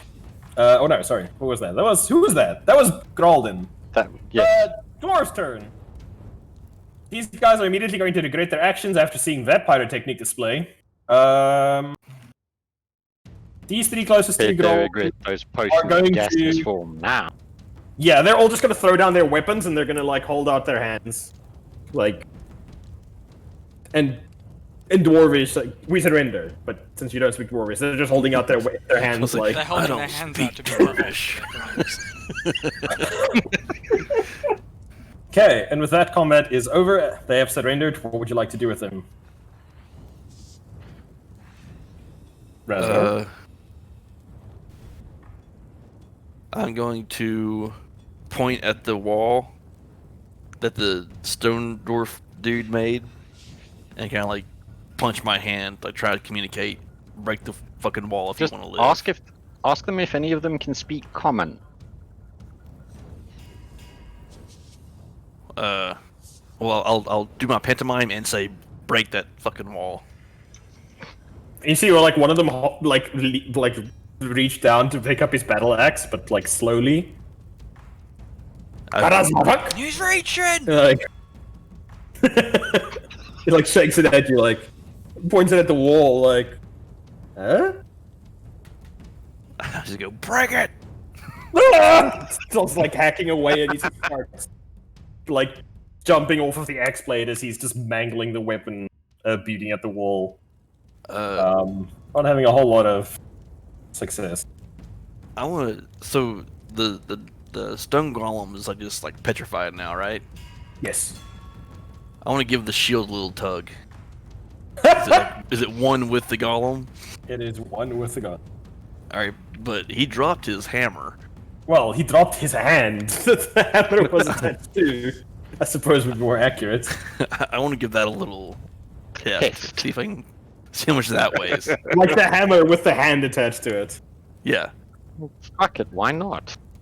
Yeah, it's like a good 115, 120 pounds. I can carry that. Swing it into the wall, let's see what Yeah, happens. I'm gonna lift it up, try to lift it over my head and batter the. Make a strength wall check for down. me. You have a portable ram! Not because it's heavy. It's just because it's unwieldy. It's like very large proportions and not built for Bless. something your size to be. Technically? This is attack rolls or saving throws. Yep. So unfortunately not. Unless you're going to. Oh no. 7. It's really awkward. But, like, it's a very large stone hammer with like an actual like wrist and a hand still clutched around the base of the handle as well, unbalancing it. It's very difficult to use. I imagine I swing and hit the door, but hit it at a weird angle, and it gets down and smushes one on the door. Like almost, like one of them like jumps out of the way, like, "Whoa!" Like what the hell? Okay, that is your turn, sir. Next person up after Asgore. What are the rest of you lot doing I'm downstairs? gonna head over to Razgor. Well, I'm gonna get up, and obviously Fly is no longer active because I got knocked prone. So that would have been my concentration going through a ball of shit. So I'm gonna head to Razgor, and I'm still holding his maul, so I'm gonna start beating the wall down with it. Okay, so you guys are basically gonna carry on breaking down the wall. Shrimp, what are you doing down there with Gralden? Just a quick look around. Is there anything I might have missed? Some kind of like super extra hidden passage or anything? Where are you investigating, and you can make a roll for me? I'm just around in this room. Sure, just make an investigation check for me, and just straight up see if you glance anything. Gralden, what are you doing? Doing all this? Well, you know what? It looks like this whole tomb is going to pieces. But if this guy's important, they might at least want the body. So I'm going to try and heave up whatever invisible thing is in this. Take it with us. Okay. As you reach down to try and feel around where the contours of this body begin and end, you pull out the body of a naked dwarf, a corpse that looks remarkably well preserved, and you see that it has been defiled in several ways, primarily being a whole lot of arcane symbols being tattooed onto the dead flesh. Symbols mirrored on the king's torso, or on the unconscious dwarf that you have in torso. Ruins of binding, calling, and sacrifice. Bad vibes. Oh, Bad shit, I vibes. don't know what they were trying to do. Do tell. Because I don't know, because Cleef's not there. I'm going to take it. I'm like, this is not good. Can I wipe them off? No, they're literally tattooed onto the Oh, flesh. okay, that's problematic. Okay, I'll need a Wipe sharper them knife for really that. hard. That's fine. Okay, well, I suppose I'll do that. Is And there just bear in anything on mind, that? the thing you've pulled out is a corpse, eh? That you've pulled out. Yes, but I'm assuming I can throw it over my shoulder. Oh yeah. No, I just wanted to make clear that it isn't a live dwarf. Yeah, I know. I realize that. That's fine. I just want to have one last look. Is there anything on the statue, or I feel around again in the sarcophagus that I may have missed before I vacate the area? You usually drag your. What are you using? Your hand or your trunk? I'll probably use one hand in the trunk. You pull your hands down through this invisible partition. Near the base, the corner of the sarcophagus in the bottom left-hand corner, you feel grit and dust. And as you pull your hand out, you see flecks of stone, very, very similar to what you've encountered with those orbs in the past. Like somebody has powdered it. Oh, you mean the glowing magical rocks? Mm-hmm. That's not very useful. Okay, I mean, I suppose it's not enough powder to take. It's just, I can just see that there was one that someone has smashed up a bit. Mm-hmm. Okay. I turn to Shrimp. I don't think there's anything more from here, although it looks like there's more of that fancy rock. I wave my glittery fancy trunk rock. at him. Yeah, his trunk's encrusted in sharp, especially to you, Shadab, since you had that snuff box from the druid earlier. This looks much the same, like somebody's powdered the stone that has been quarried out. Huh. Interesting. Is there more over there that in the sarcophagus? You don't see anything until you actually stick your hands into the sarcophagus, and it seems like there's an effect cloaking the contents of the sarcophagus. You don't see anything with your eye, but when you run your hand down, you feel dirt, grit, and the crumbling remains of the stone in the interior of the sarcophagus near the base. Amazing. Is the ceiling still collapsing, or was that just sort of like It is stopped collapsing. There's just chunks of rock, and there's basically a enormous jagged cylinder carved directly from the interior of this temple through 3 floors and the keep to above into the ceiling. And then there's nothing about the statue that looks interesting. That I should take note of before. Very historic. In fact, both of you make a perception check. You realize it. Oh, it doesn't look 24. angry now. 14. Oh, hold on, I've got Uh, advantage. Let me see if I roll. Nope. 24. Gralton, you especially, the corpse that you've pulled out of the sarcophagus, his right eye has got a jagged scar that is a paler white against the already pale and somewhat clammy texture of this body, mirroring the same injury that the statue carved behind the sarcophagus has. Very weird. Should we be vacating the premises from, do you think? It's That may be a good idea, yes. Also, quick question. I rolled a 15 on the investigation check. I'm not sure if that's any more relevant. Also, how big is this sarcophagus? I'd say it's probably a good 8 to 10 feet long. Needless to say, it is made out of stone and very heavy. Well, yes, it is made out of stone. It's a dwarven sarcophagus, so Okay, kind of that's what I'm saying.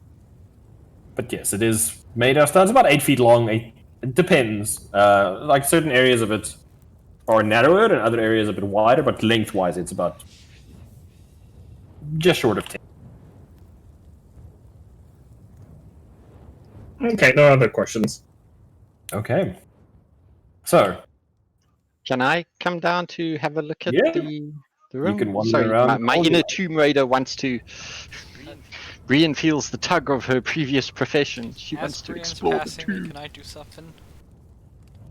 yes, your slow effect wears off I'm finally. gonna pull out my bag of holding and then, hey Brienne, carry this for me Jump. and climb in. Why? Because if like a harsh wind blows, I'm going to die. You see Cleef slowly get inside the bag of holding, leaving it sitting on the ground for you to take. I pick it up. Kind of weird. You've never seen something like that before. No, I was like, but then again, this is Queef, so I am taking his weirdness in stride. It is he does Every serve now my and then I master peek after my all, face even out if it to is check unknowing. it's safe. Nazgul, what are you doing? You supervising your dwarf chain gang, basically. I've been working. Yeah, on the I'll get my dwarf. I'm gonna holler out that okay, I got some prisoners, and I'll get my purple ram back out and start hammering on the door too. Okay, so you lot are basically working on the stone wall. It takes several minutes, during which the rest of you explore the interior. But eventually do manage to batter down the stone wall that they've raised to block the exit. At that point, I pull my rope out and kind of show them to put their hands together.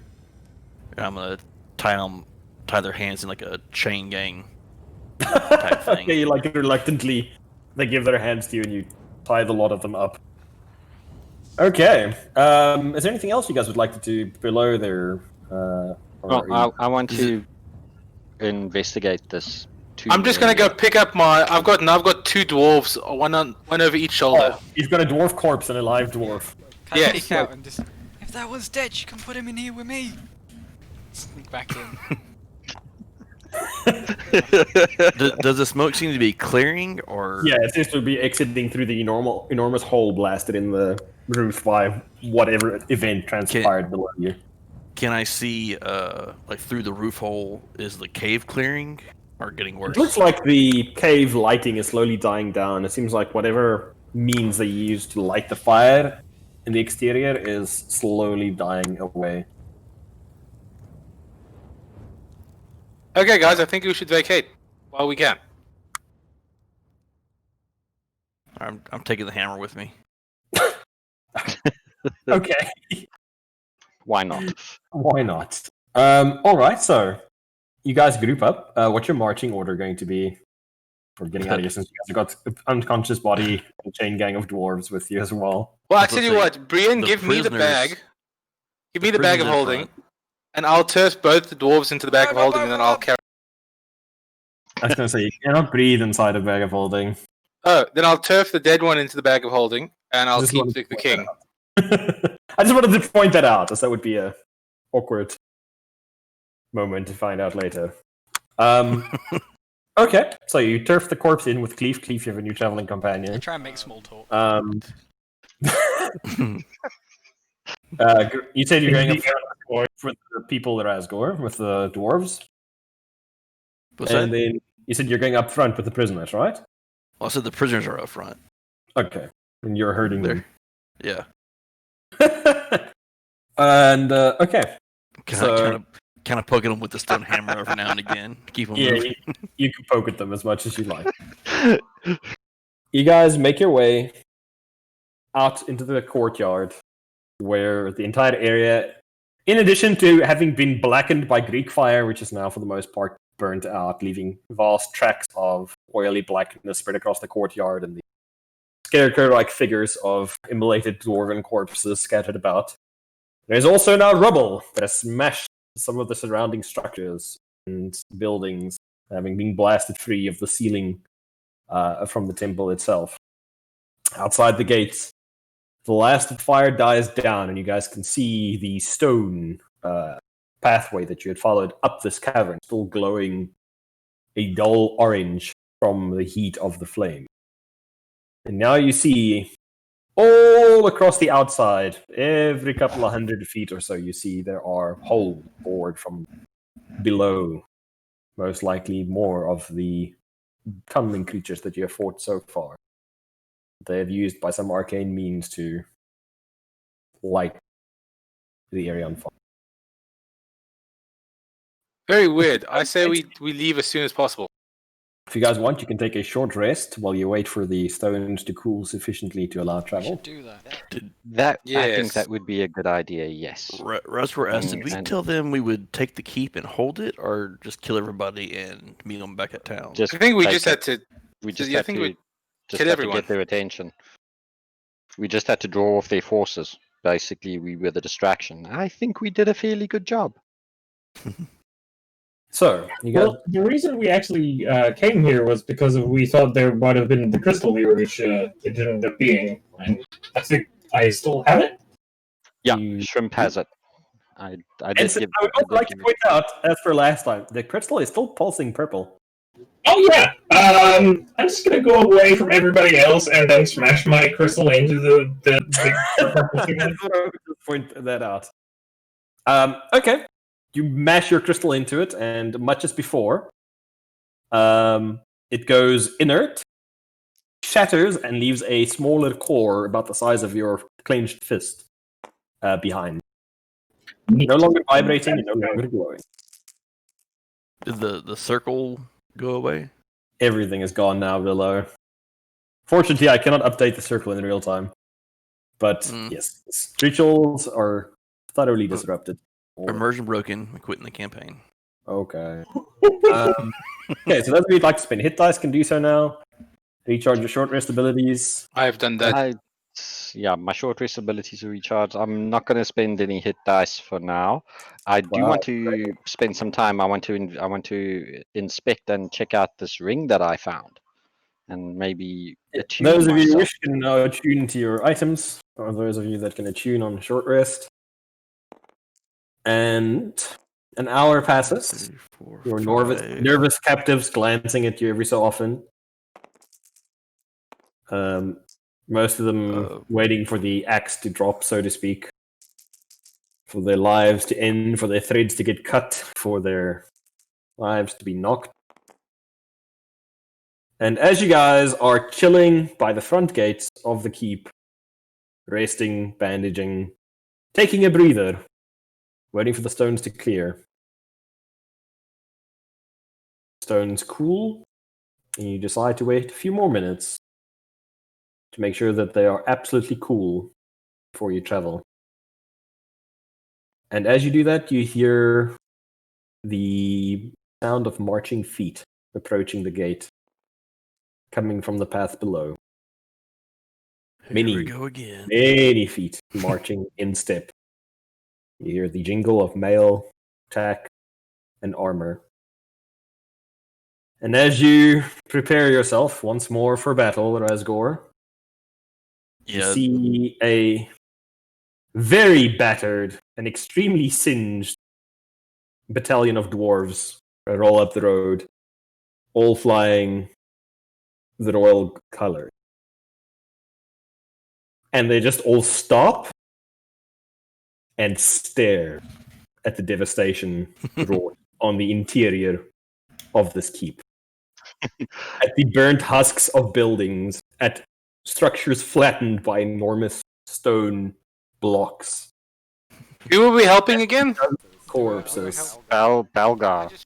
I just shot over the wall. Hey, Belgar, we got rid of the keep like you wanted. I wave.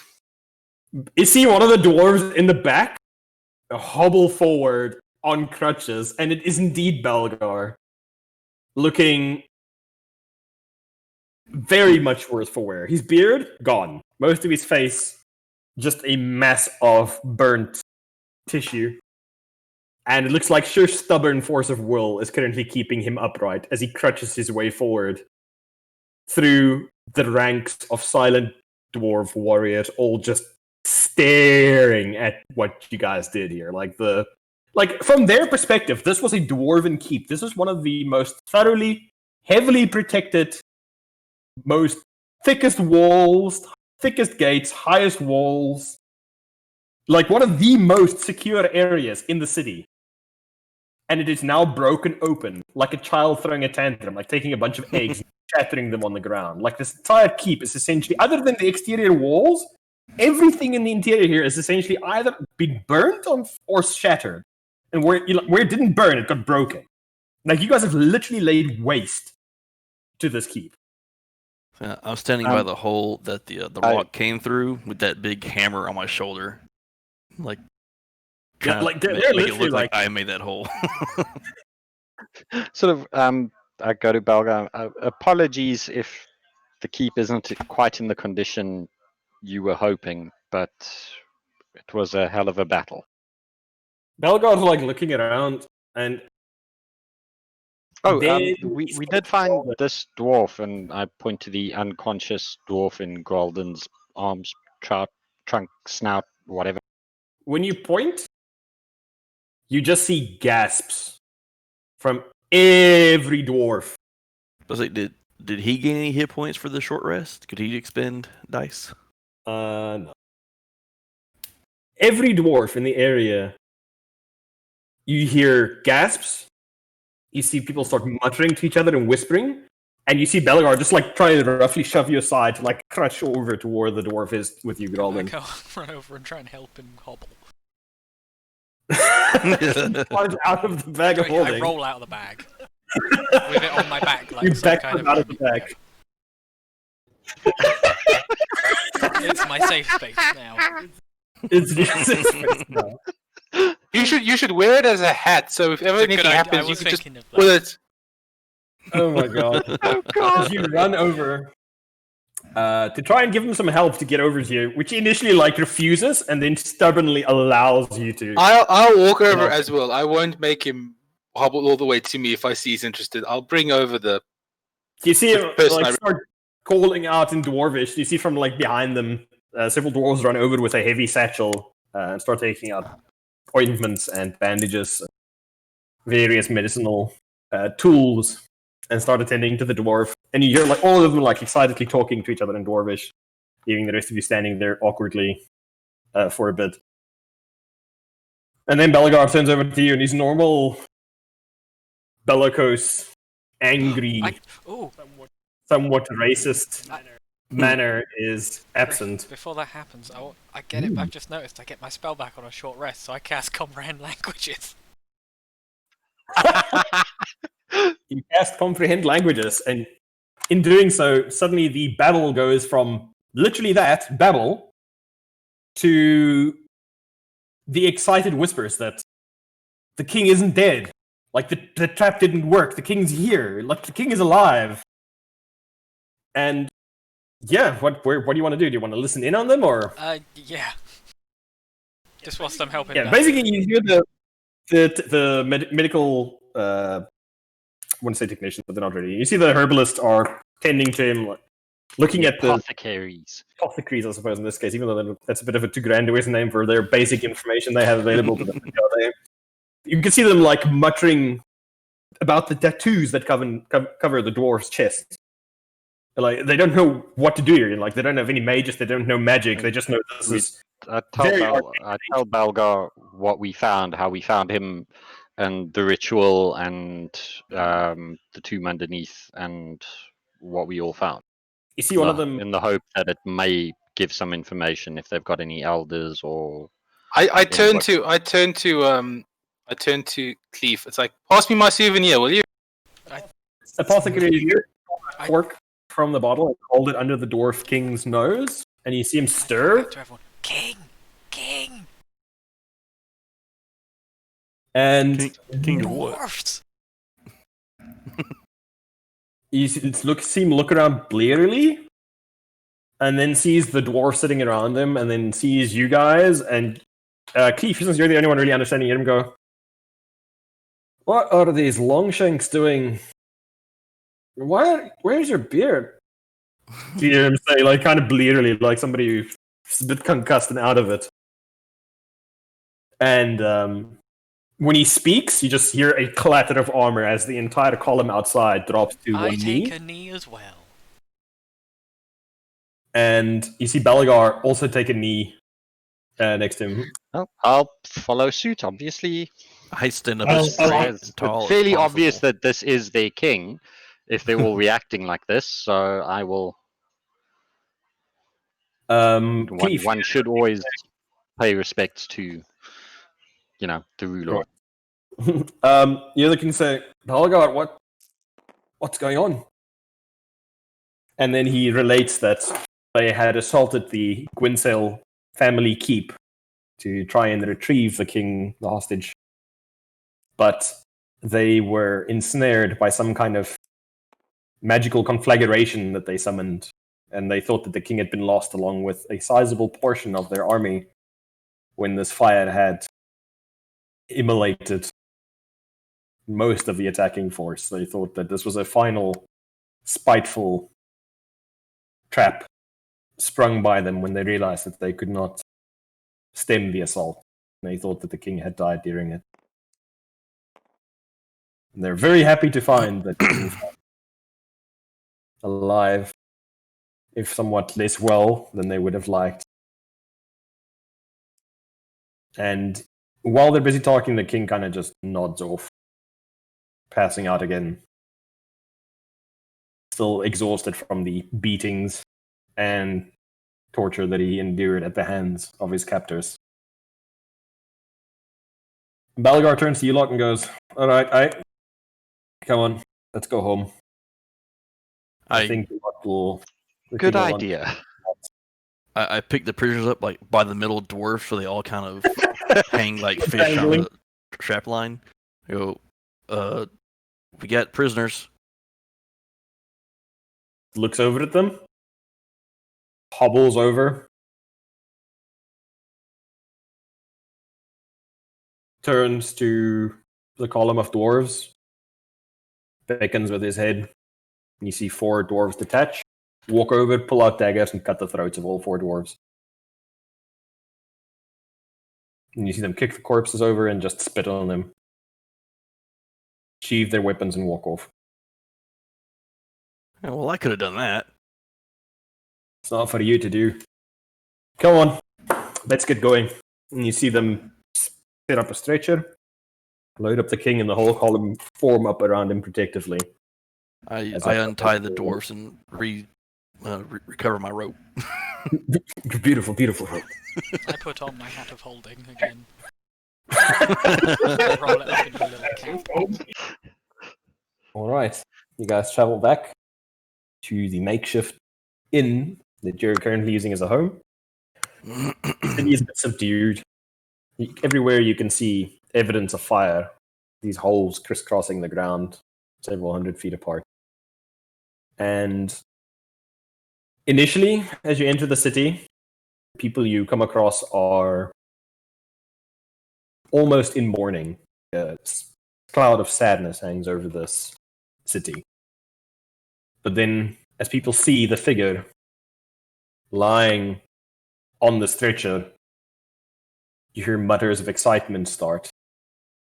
And soon there are entire crowds of people essentially following along your column towards the royal keep.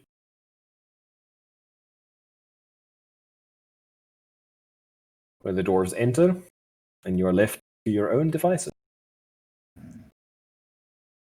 So, Mental Gens, what would you all like to do? I think go and have a nap and something to drink would be good. I agree. Even though I cannot drink. All right. I think it's the perfect time to break out my celebration L for everybody. Sounds like a plan. I want to, as much as I'm going to regret this, I'm going to go with the dwarves to offer my aid. Maybe there's something I can do to help the king if those runes are magical in nature. Maybe I can help somehow, and then I'll You rest managed to in get the keep. into the keep with them, into the front door, and then when they start heading for the royal chambers, you're barred. Okay, I'll They just wait immediately, out there. like, drop weapons across your path, and That's then I'll wait there, and I'll tell them if anybody needs me, I will be here. most of them, If they like, need. what language is this woman speaking? Well, yeah, I'm sure somebody when the Balgar was there, he would have heard. Balgar is not interested in you currently. He is at the king's side. No, it's He- fine. But he's still, going. All right, so you I spend. feel compelled to offer my aid, and I shall rest there. Fine. The rest of you head back to the inn. Razgor pops open his celebratory keg of intimidation ale. Hell, intimidation. And It's- does he have to make a Constitution saving throw? For once, it seems that he has actually found the right stuff. And those of you who wish the blessing of unconsciousness can definitely have some delicious ale if you want to go have a power nap. Yeah, I'm planning on having a drink and conking out so I can wake Have a up in the nap. morning and have my healing powers restored and maybe help the. It's all good. Ungrateful Anything king. else? What about Cleef? Is Cleef going to be boozing as well? Cleef's gonna drink a little bit. Okay. So the rest of you guys are all going to just an evening jog. Wow. Okay. Yeah, Is there what I want to do is I want to take the new Rocky thing I have, and I want to, as a ritual, cast Identify on it. Hmm.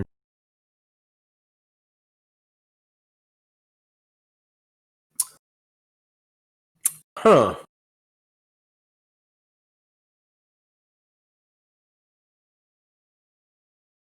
You learn the following properties from the stone. It is part of a larger whole.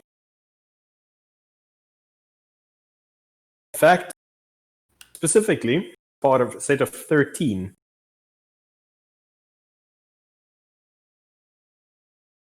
You guys have how many in your possession currently? I've got 3. And Shrimp has 2, I think, now. Oh yeah, my own, and yeah. So you have 5. Well, if I include my own, then it's 4 stones. No, 3. So you have 5 of them between the two of you, and you're aware of a 6th one that was possibly broken, going through the portal in the mines by your comrade Cleef, which means that there are 7 more unaccounted for. So now you at least have a number. Okay. You also learn from your identification spell that each of these is tied to specific aspects.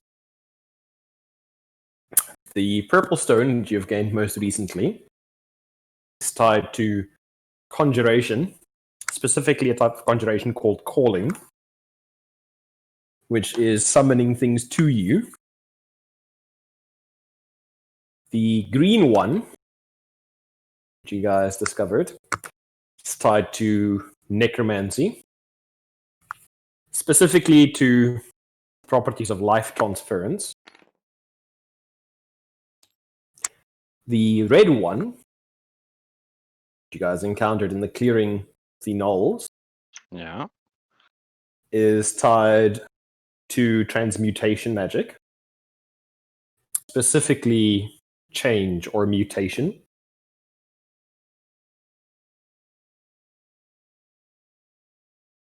Your own deity tied to divination, specifically sensing information or things from afar, scrying. And Brienne's is not tied to arcane at all. In fact, Brienne's is... You're not sure what Brienne's Okay. yet.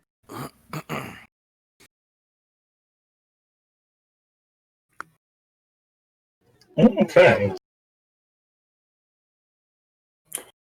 With the stones in your possession currently, that is what you can learn from your from your identify spell. You will probably require, if you want more precise information, you will need to use a more powerful spell like Legend Lore or something like that, a more powerful divinatory. Oh yeah, that's fine. No, I'm just saying out of game. If you do wish to pursue magical means to investigate the rocks, you will need to use a more powerful divination magic to ascertain more specific. All right. So, Cleve, you go for your evening jog. Is there a purpose to this evening jog, or are you just having a nice It's a nice jog? jog, and I've got to go fast because I didn't like being slow. Hmm? I gotta make sure I'm operating at peak performance. Peak performance. I mean, the dwarves may not like it, but that's what peak performance looks like, as you backflip your way through the village at high speed. Startling, and you find yourself refreshed and at full Cleve performance as you return to the inn after your run. Geraldine, are you partaking of the alcohol with your friends, or are you...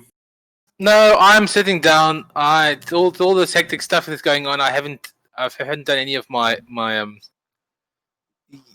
meditation for a while, so I'm literally just going to sit down and have a thunk. You sit down and have a big thunk, a deep thunk. A deep thunk in general. Okay. Time passes. Eventually your dinner arrives. Hearty meal. Thick loaves of bread. Slabs of meat. Delicious. Thick loaves. Thick loaves of fresh bread. Lots of sauces. Some veggies that have been fried up as well. Onions. Potatoes. A plain but hearty meal that you thoroughly enjoy after your long evenings of thin gruel at home meal. Night passes. Morning dawns clear. And instead of your front door getting smashed open, as it has been most mornings that you have been visited by Belagar, you hear a respectful knock at the front door to the inn. Dwarves don't knock, get your Attack. weapons!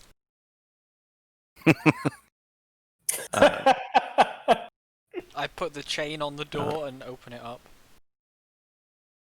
Excuse me. You open the door to see a very, very, very young dwarf, by dwarf standards, standing at the front entrance. Looks around and goes, good morning. But he's got like a thick accent for his comment. Like, it's definitely not a language that he speaks frequently, and his words are a bit halting as he speaks to you. You see how he's got a big old blonde hair and a very wispy beard. Doesn't quite reach that fullness that most dwarves. Is it Donald, son of Donald? Do you say that, Tim? Yes. He looks a bit surprised. How did you know it was me? Look like Donald. He doesn't quite know how to take that, and then eventually decides that it's probably a compliment. Oh, I thank you for saying so. you've all been summoned to the keep for a royal audience. If you have an hour or so to present for yourself. Has the king recovered yet? The king's awake. I don't know about recovered. I think it's going to be some time before he's whole of body again, but seems to be of sound mind. Are you in position to relay that I am of great healing magics and I would like to lend my aid? Well, all of you are summoned. So you have an hour. Maybe dress nicely. You don't mean to faint, but you look a little bit singed. Yeah, the king would like to speak to you. Belagar also gave me a message. He said, and I'm quoting him verbatim, "You fucking Longshanks better not make him wait." And he blushes a little bit as he says that. Well, we better not make him wait. Okay, so Are we being bows summoned? and backs away. Are we being summoned by Belagar or by the king? King. By the king. Belagar Okay. is well, I suppose he's the clan chief now, or his clan after yesterday. That makes him, I guess, what would your word be? Prime Minister? I'm not really sure. Big boss. Yes, he's a big boss now. He's an odd boy. He's a large leader. Yes.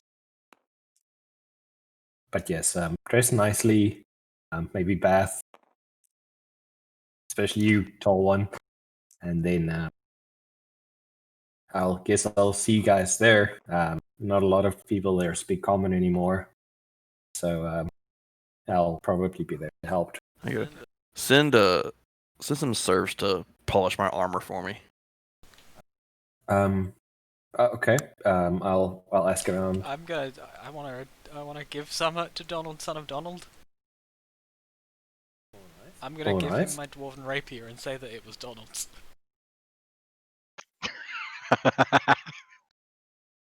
Oh wait, I'm not there. I can't laugh. Thank you. I wasn't aware my father favored a lighter. He said it. He Blade said he like was that. saving it for you. Make a deception check, Ray. You lying schmuck. Natural 20. Wow.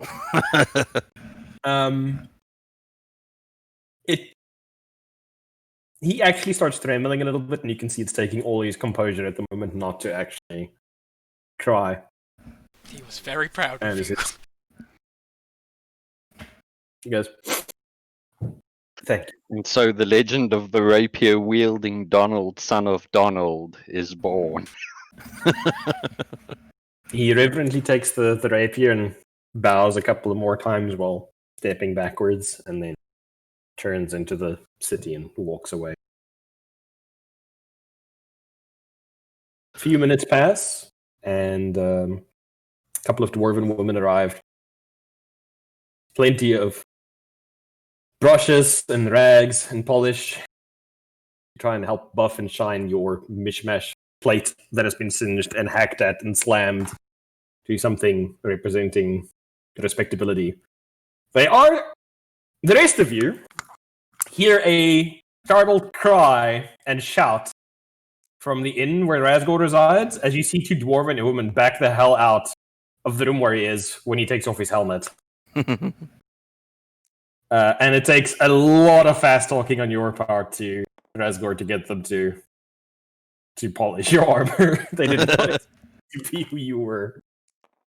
Is there anything else you guys would like to do before you head in towards the keep? Cleve's taking off his combat gear and pulling out a red velvet Hugh Hefner-esque dressing gown. Jesus. Okay, that's fair. What is Cleef's profession today? That's a damn good question. Maybe it's a celebrity of some Life kind. support engineer. Or royalty. Oh wow. Okay. Perfect. Perfect. You're like, damn, if only I had some, like... If only I had technology.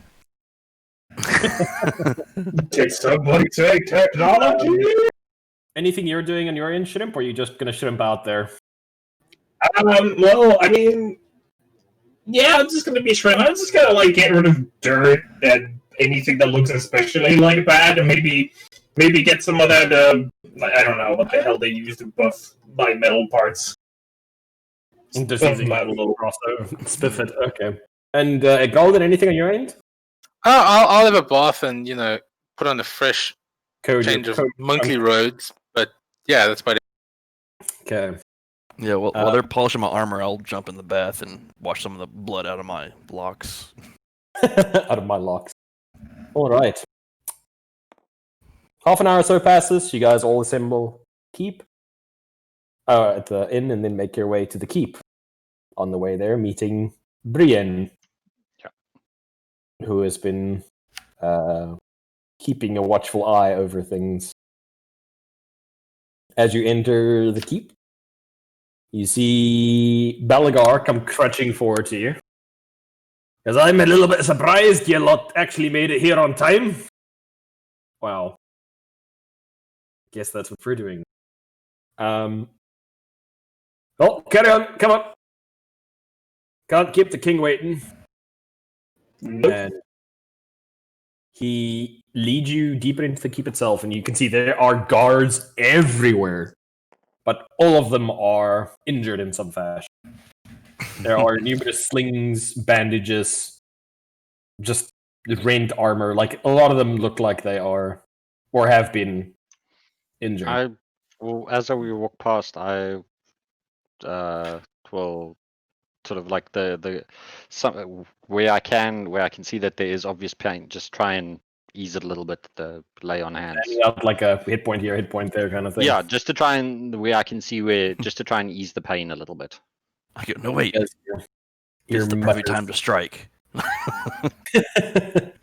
guys hear like mutters of awe. And with each prayer, I utter a small prayer of thanks to Cthulhu for his gifts. For the And gifts. to protect and look after these honorable warriors. You make your way deeper into the keep before arriving at an enormous set of double dwarves. Double doors. Two dwarves in a trench coat. Two dwarves in a trench coat. Enormous set of double doors, inscribed with ruins. Floor to ceiling, just repeating ruins, running down the lengths of them, up and down vertically. What do they Slept, say? haven't we? If you don't mind my asking. Yes, you have slept. This is the following day. Comprehend languages. They are actually arcane script. Like, Okay, this that's is literal magic carved into the doors. Let's put it. That's magic, And that you is. expect all the dwarves in the area kind of like look at you askance. Well, actually, I rephrase it. Two dwarves, the only ones who can actually understand common, Belgar, and one of the others, like kind of like glance at you askance. What do you mean it's magic? Like a little bit like offended and slightly scared now that you say that. Those words, they mean Can magic I stuff. sort of work out can I work out the purpose of the whatever the spell or incantation is? That's It looks like a mixed layer of spells. They are... First off, it's an unusual type of magic. It's not what you're familiar with from your own ability. Yeah. It's very angular to the script, and very much seems to be built on geometric forms. But it seems to be runes of reinforcing, warding, protection, strength, and shielding, for the most part. Like a repeating motive. Like somebody's literally taken multiple spells and woven them through each other so that the end result is far more powerful than the individual fix would be. Okay. I sort of relay this to the party, and that this is it appears to be some form of multi-layered protective spell around this area. It seems to be extremely well reinforced And can I sort of determine how old this is at all?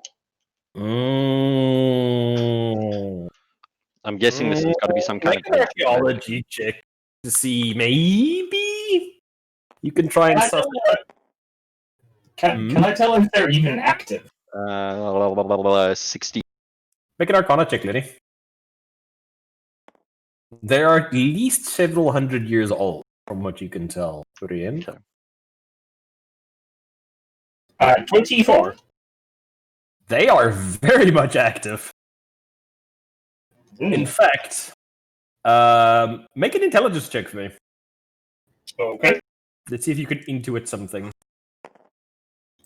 That is 24 again. Wow.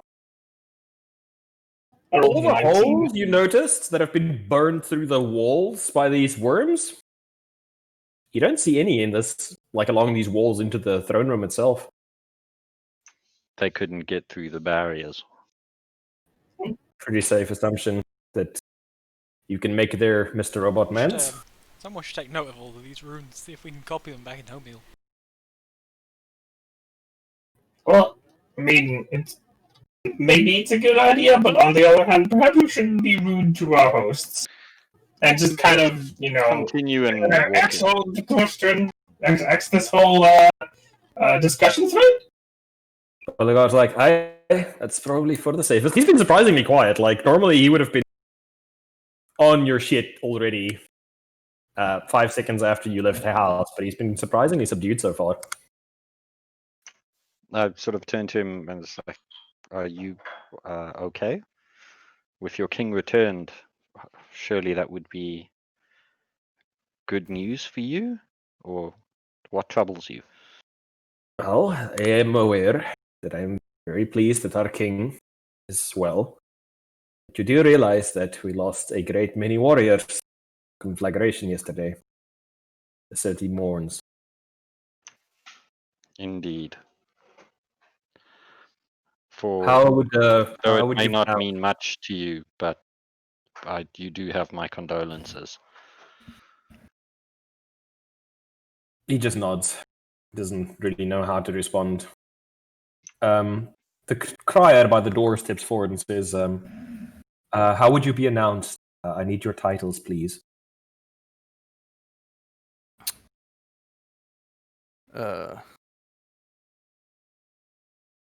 We'll just start with Hippo and then go work our way down. Hippo, what is your title? The Right Honourable Cleef Lee, Esquire. Cleef Lee. Esquire.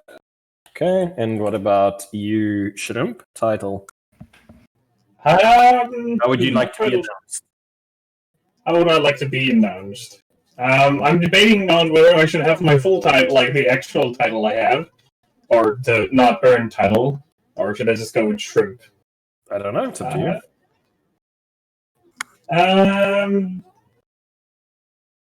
Shrimp the Machine form? I guess that's. I'm not sure if I want to be called Shrimp the Herald of the Eternal Machine here specifically. Herald of the Eternal Machine in this situation sounds a little not nifty.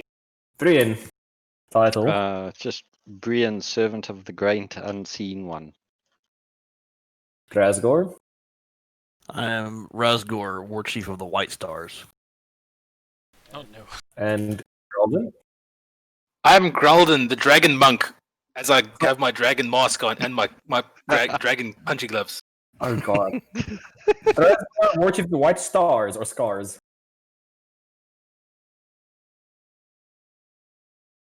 Scars or stars? Stars. Okay. Just wanted to make sure you weren't Jagatai Khan or something. Alright, he makes careful note of it. Walks over next to the doors and picks up a heavy, gold inlaid, ostentatious staff. Nods to two dwarves on either side of the door, and they pull open these enormous doors. And steps inside, takes the staff, and knocks it on the floor twice.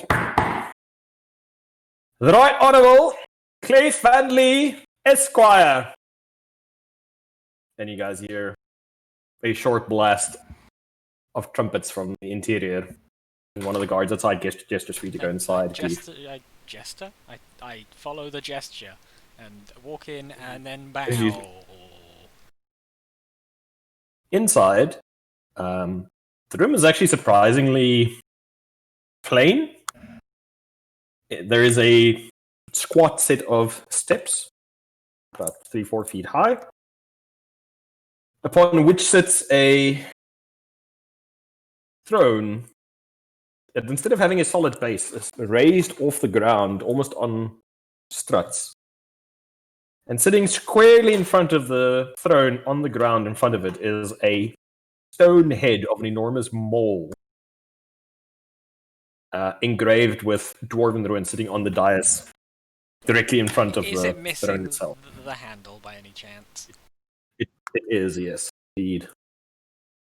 And on the right side of the room and on the left side of the room, you see lines of guards, all standing still, weapons drawn, blades pointed down on the floor, pommels up, hands crossed, palms down on the pommels. And you can see on either side there are banners hanging from the roof with the various clan symbols of the different houses, some in red, some in blue. However, you see in the one corner there is a pole that is now conspicuously absent, like somebody recently tore down one of the banners there. It was probably the Gwynstall. You hear another "Shrimp, the machine form!" come from the back. Shrimp, you get prodded by one of the guards to enter after the declaration. Announce. Of course. You step into the room and see the same. Brienne, servant of the great unseen one. I step into the room and give a deep bow before falling in line with my companion. And you hear Razgor, war chief of the White Stars. And when that gets said, there are quite a lot of armored heads from the guards turning towards the direction of the door. Saying anything? They're not saying anything, but you can see there's just like, it's like a whole bunch of targeting servitors basically looking at the people. I walk in tall, plant my stone hammer on the ground, kind of Captain Morgan, prop my leg up on it, and just kind of bow my head down and look back up at the king. King still hasn't said anything, but you can see he's sitting very still. You know, like when you've badly injured your back or you've got a large bruise and you have that stiff movement of pain. You can see he's like keeping himself very, very still. You just faintly hear the... Yeah, the bad noise. And you're Gralden, the dragon monk. And again, Gralden, you get poked in the back by somebody to enter the room. I'll just walk in and bow and then, go to the rest of the guys. A few moments pass, and nothing is said. And then you see Belagar enter behind you, and the king. You still cast comprehend languages, Yeah, I that's believe. an hour. You hear the king go very quietly in Dwarvish. Everybody else, leave us. And you can see a lot of the guards look around at each other like, wait, did we just miss here? And slowly this line of nearly 40 guards make their way out of the room. And the doors shut, leaving you with just the king and Belagar himself. Then the king says in common, please step closer. And he's speaking in common, surprisingly. He says, please don't stand on ceremony. Stepping closer. Cool. I have to keep up appearances for the nobles in my court, at least those that are left.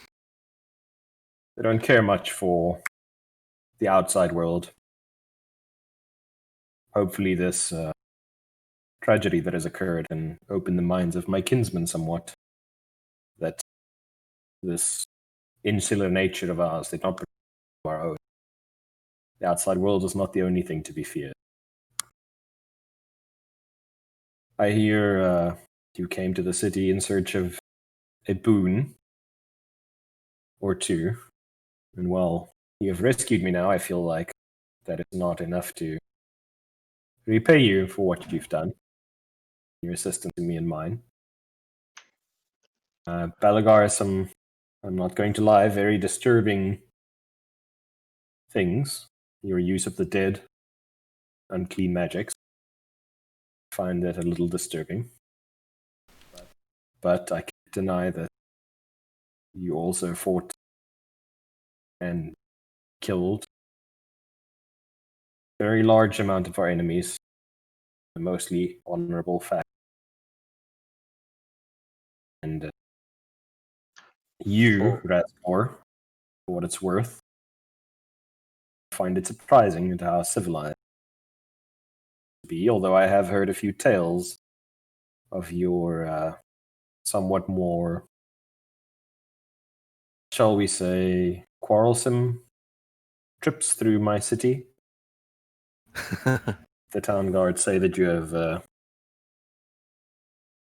injured several of them, but I'm willing to overlook that, seeing as you did save me. I kind of think back in my head, did I attack any of the guards? Yeah, you wrecked several of the city guards Oh. in your unconscious, drunken rage. Oh. Some of them were found buried in the ceiling. I say, your brewmasters know their craft well. That we can both agree on. And you see him like shift to try and lean forward a little bit, and he like. Say, if I may, your lordship, Majesty. your majesty, I do know many healing magics. I can ease much of your pain. He looks like Balagar when you say that. Like, he's listening to what you're saying, but he's looking behind you at Balagar standing behind you for confirmation. I go, if you would like, I can demonstrate on Balagar the Beerless. You hear grinding of teeth from behind you. I would ask that you don't attempt to bait Balagar. Well, I'm well aware of his fiery temperament. He has been a faithful servant of the crown for many decades, and has fought honorably for the city and for his kinsmen. For that, I cannot reproach him.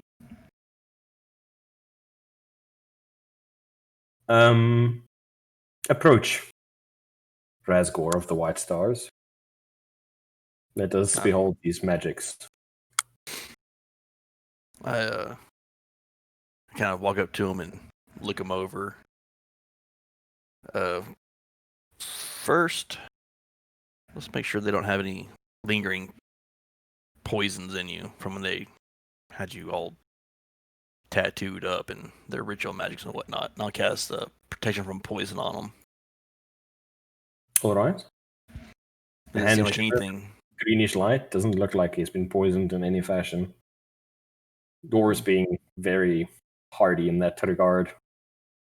All right, first checks out good. Then I'll cast. I'll look into his eye and like his ear and kind of move his arm. All right, looks like you got some. Twitch a little bit when you move his arm. Ah, there it is. I'm gonna cast a lesser restoration and give him 20 points of lay on hands. When you do that, you see the bruises fade.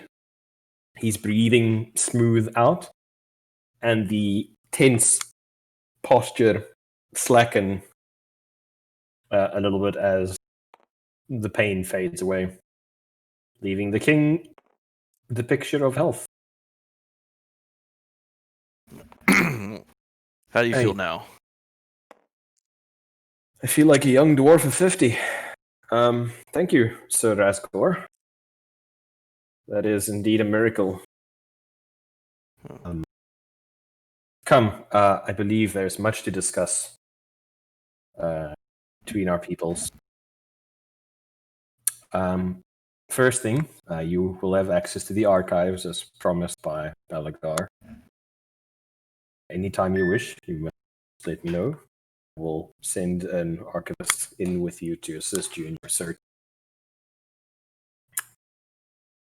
And then I hear you lads have a haft with you made of stone. We do indeed, my lord. And I take out the haft and I hand it to Balgar to hand to the king. I did promise Balgar that he would be the one to hand it to you. You see Balagar approach with reverence and then kneel one knee, holding the haft above his head, laid out crosswise across his palms. King takes it and goes, "This is a very interesting position we find ourselves in, my friends. This hammer was forged here in this very city by the Heart of the Forge, and given to a human, Dawnbringer, as you lot called him. On his death, the haft of his hammer was interred here by one of my predecessors. You can see, it's kept here, in front of the royal throne, where it's guarded day and night, alongside my royal person. And unfortunately, the fact that you have indeed brought this haft here means that dark times are afoot." And then he takes the haft and he hands it back to you, Razgor. I accept it. One of you should be the ones to do it. Complete the hammer. The prophecy spoke of this day, and we may as well get this over with to see what We happens. should do it as a team. He looks a little bit funny. Team huddle. Everyone grab that. Sure. Why not? Okay, why not? You all awkwardly huddle up around that. Belagar raising an eyebrow, and the king kind of like mouthing over the lot of you towards him, like, "Is this normal? Is this what they do?" You know, like, okay. Come on, Belagar, you too. We wouldn't be here without your guidance. I say begrudgingly. He hesitantly touches the same stone half, and as you bring the half down onto the head of the hammer, you hear a soft snick as the hilt clicks in place, and a soft white golden light washes over the haft and the head of the weapon briefly, and it comes loose from the floor, leaving you all awkwardly holding on to the same stone warhammer. Okay, yeah, I'm just gonna let go now. The king's like, "Well, that's somewhat anticlimactic, I'm not going to lie. With the amount of prophecies and histories in our archives about it, I expected a far more spectacular display from it, although I'm somewhat relieved there isn't. I've had enough excitement for one life. The weapon is yours to do with as you please. They did say that the ones who completed you would be the ones to take it with. Doesn't seem right that we keep it. I don't believe one weapon will solve whatever is haunting the lands of Belarus. How do you pronounce it? Mm-hmm. What we need is unity of country. That's what I would ask of you, my lord. My great quest is to unite all the lands together as one kingdom. Would you work towards this with me as I convince other provinces Of the same. Council of Equals. Or subject to your will. Because I will not give up my sovereignty or the sovereignty of my people. But I will work with. I'm sure that there will be much negotiation as more people come together, but I think all leaders would have say.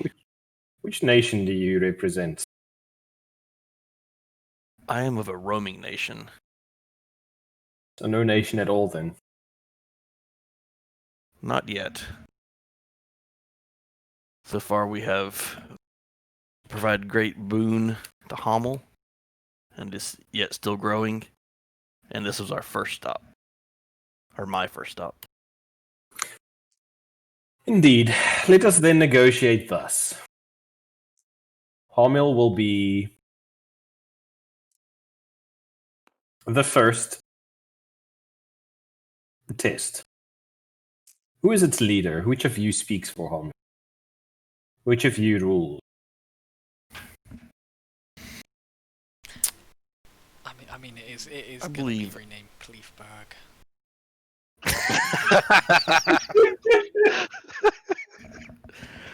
I believe, as you mentioned earlier, it is more of a informal council as of now. Very well. Who rules in your absence? A leader cannot be left wandering the land, leaving his people rudderless, guideless. That would Which be person did the you deem wise Burgermeister. enough? We left it in the hands of the Burgermeister that was there when we arrived. All right.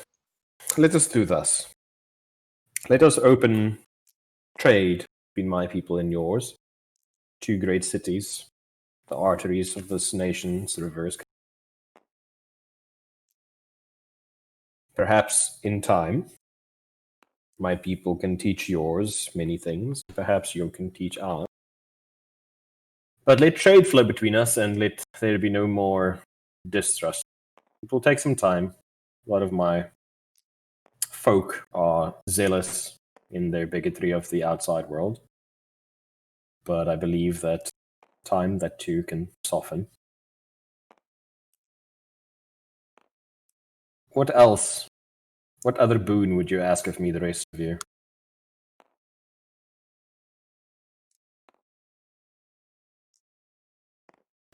What else did we come here for? The archives?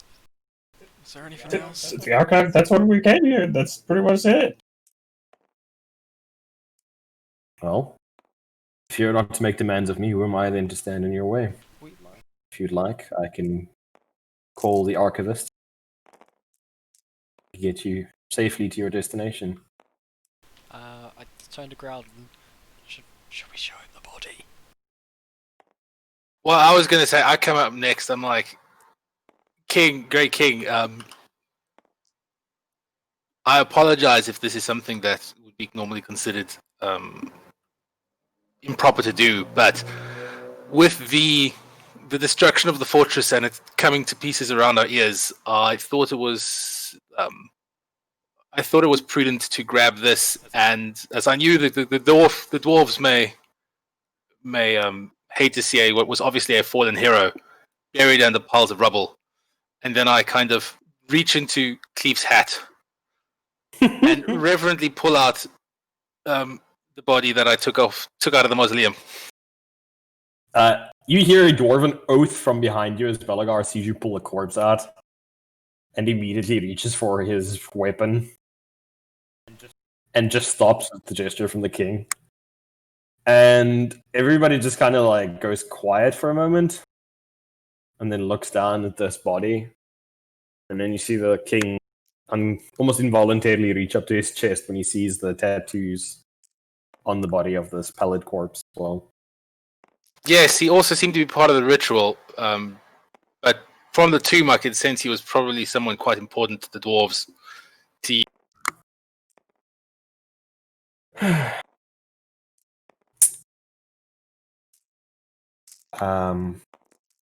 Well, I'm not going to lie, this is the first time somebody's pulled an entire corpse out of a hat. That's somewhat disturbing. I see Belagar's mentions of your irreverence for the dead holds true. I am somewhat worried about the fact that these markings match mine own. Don't make of that. Much study is called for in that regard. But I suspect you may have the body of a national hero possession. Because I believe that was the Dawnhammer's companion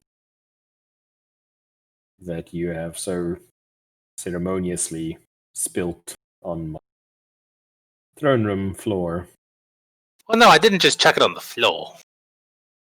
What, you're just holding it up like a marionette? No, I'm just kind of holding it. I'm not trying to be like, I'm not dangling it by its foot and bashing the head against the ground while I'm waiting impatiently. No, sure, but I mean, it's just like, it's still a corpse, you know? It's just like... Yeah, I know, but in my defense, a giant laser had just taken out the roof, so I wasn't going to drag the sarcophagus out with me.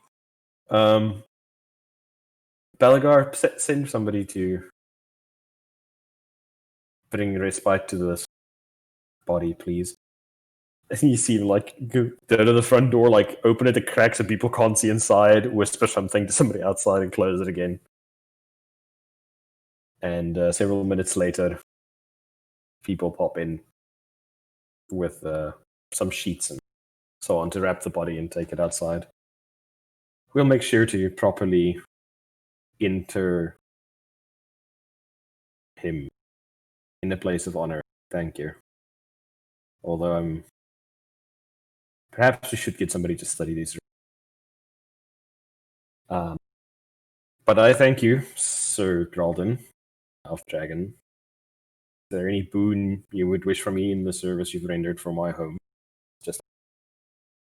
I wish to build a monastery on one of the mountains in this mountain range, and I was wondering if you would help. Well, he'll in the footage, yes. Certainly. I can see that it is done so. May take some time for you to find adherence among my people, as they are still somewhat skittish of the outside world. That is fine. I would hope for this to be somewhere that people from all over the kingdom can visit. So the fact that it's quite centralized is a better. Very well, I will make it so. Do you have attendants to staff this monastery, to teach those inside of it? I only have 2 at the moment, but I will be gaining more. Excellent. I will await their coming, and we will raise this temple as you. Anything else from you, Lady Brienne? For myself, my lord, the access to your archives was all that I could hope for. Anything more is not needed. How very But gracious. the great lord, the great Lord Cthulhu watches over us all. And may he watch over you and yours in the coming years and bring you peace and prosperity and the strength to weather any storms to come. I thank you for your blessing. Sir Shrimp, Hello, yes. you wish of me for the services you have rendered my city and my people. Nah, we're good. He looks a bit taken aback. Very well then. Sir Cleef? And if you want, I could teach you to do a sick backflip. Imagine the joy on your people's face when they see a healthy king doing backflips. You hear from the back, like, my lord, please don't even. And the king's like, all right then. Oh god! I bless him with backflip power, and then You bless him. and go for a training montage of backflips. You do that, and sure, let's see if the king can do a sweet backflip in his healed state.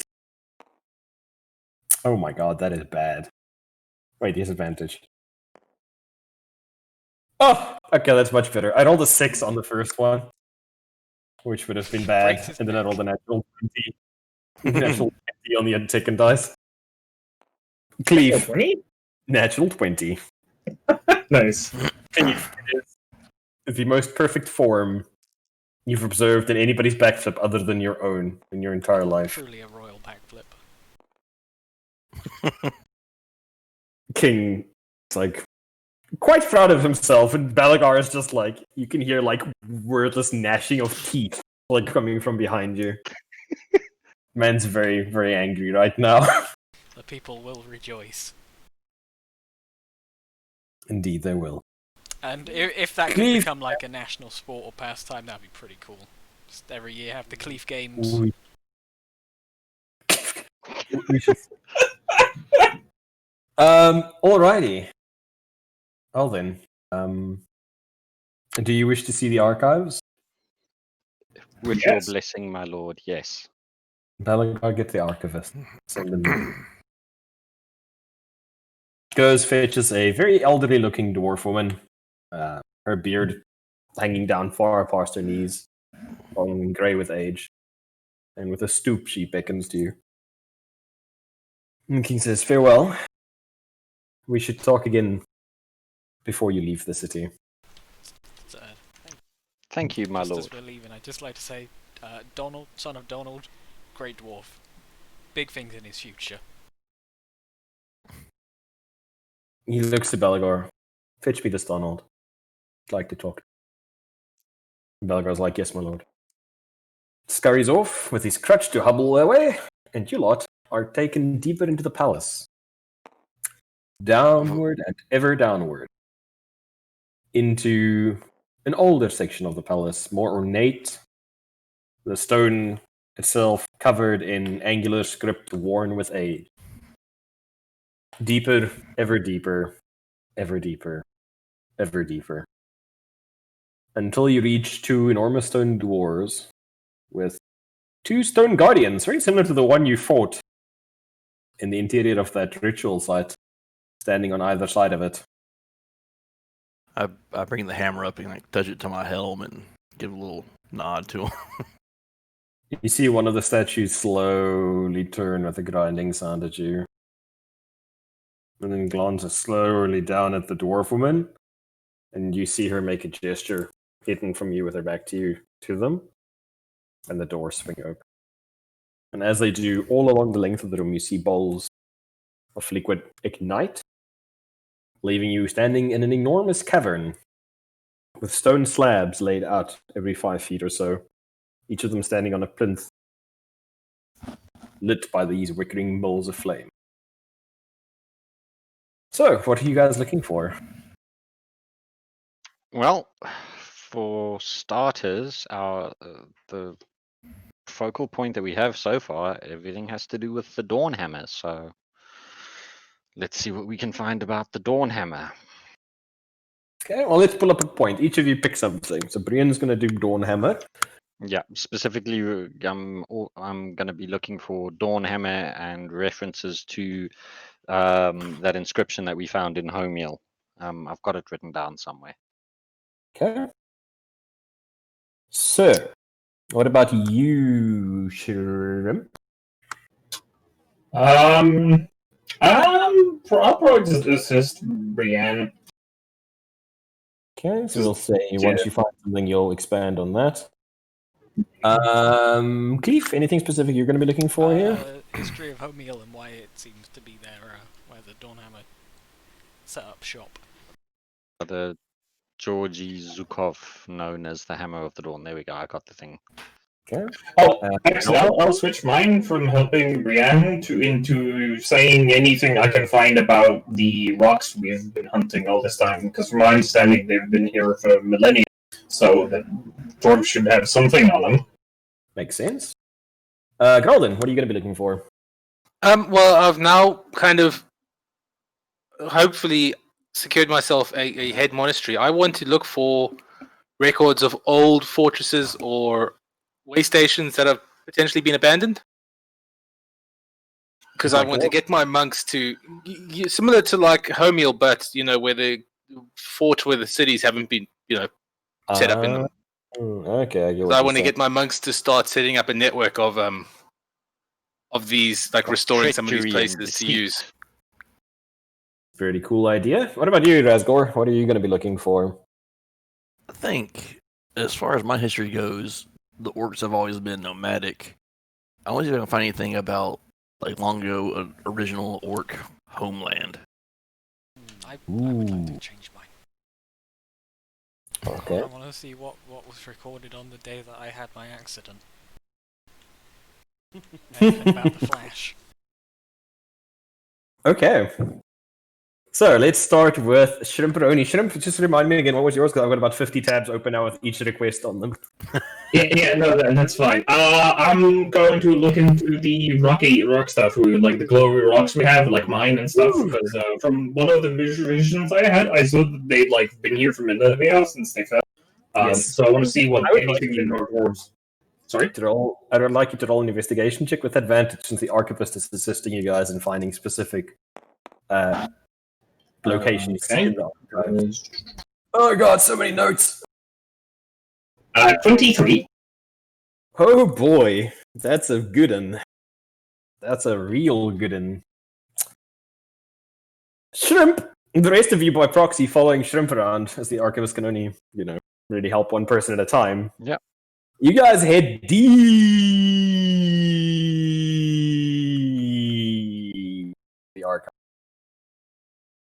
Very deep. Like, you literally start walking hundreds and hundreds of meters down into the most ancient part of these archives. And as you go deeper, you can see there are passages crisscrossing these stairs in every direction. It's like an enormous honeycomb that has been bored kilometers down into the earth.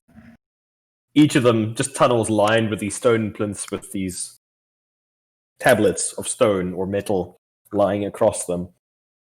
And, lady, you come to the very deepest part of the archives, the very first plinth. Okay.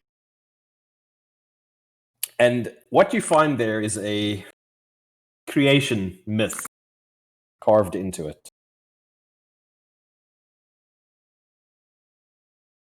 Ooh, now I'll have to tell you this now. So, you find a story there. Now, bear in mind, you don't speak Dwarvish, so I can Women- read it and sort of speak it to everybody, maybe. yeah, you're basically like translating for Yeah. every, and the dwarf woman is like correcting you occasionally when you like stumble across a dwarven Perfect. word that's got a double meaning. So between the two of you, you kind of relay the information secondhand to Shrimp. Before the nameless god,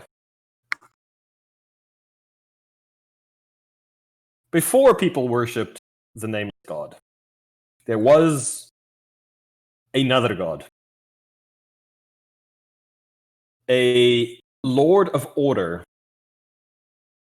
the great clockwork one, the lord of machinery, the lord of hosts,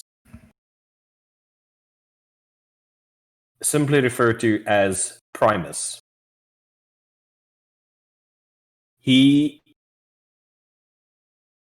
was struck down by one of his brothers, and this would not be a problem, as a god can simply reform. However, something went wrong, and his essence congealed and scattered across the land as meteorites, landing in various locations. The stones you hold are very possibly chunks of the corpse of Primus, the original god.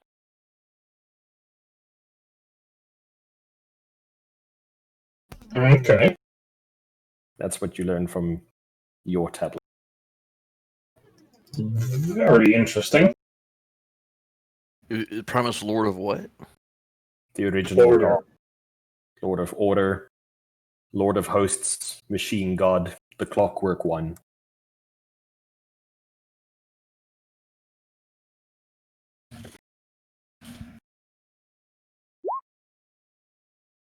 What's that noise? It was Hippo, I believe. Sorry, I pressed a button. Hippo, Ah, okay. what are you looking for? You said your event. See if the dwarves recorded anything that happened when I fell down the stairs. Okay, another half hour up again. To the next part of the archives because they are enormous. Well, seeing as there's very few of you could actually read Dwarvish. Again, Brienne and the record keeper translate. If I need to, I'll take a short rest so I can get comprehend languages back. You can pretty much short rest while walking around here. That's how freaking huge this place is almost.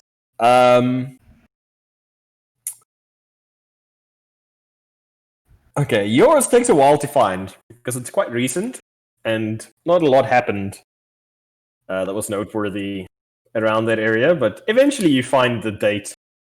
You're looking for your flash, huh? Yes, the day when I fell down the stairs. Cleve, there was a meteor shower near your village the day you had your accident. In fact, the observer who wrote this record reports that several of them struck near the outskirts of your town, and a home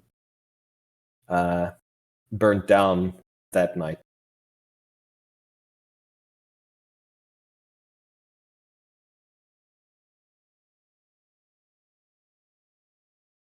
Yours not as detailed. Okay. It was a fairly mundane event for the observer.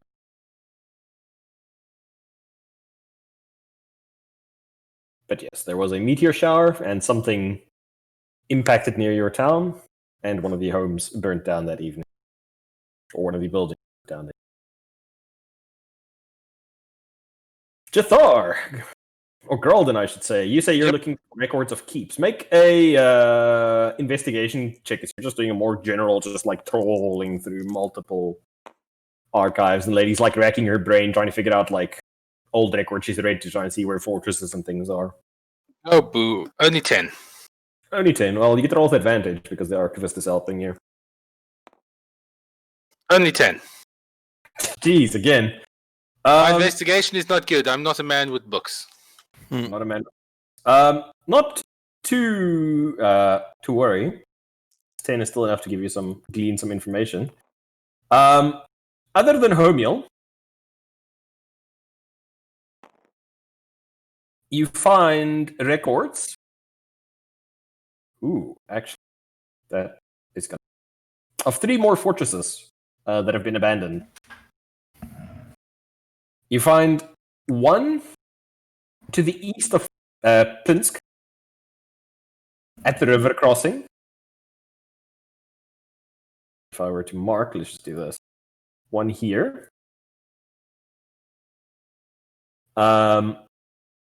You find another to the west of Baranoviki. Have I ever seen or rated that one? Make a history check. Maybe you have. And the third one. Oh wow, this one's far up in the north. Near That's a nat 20 for a 19. net. You don't recall a fortress, but thinking back on it, there was a ring of fallen stones. It was suspiciously regular. Now that you think about it. Cool. Okay.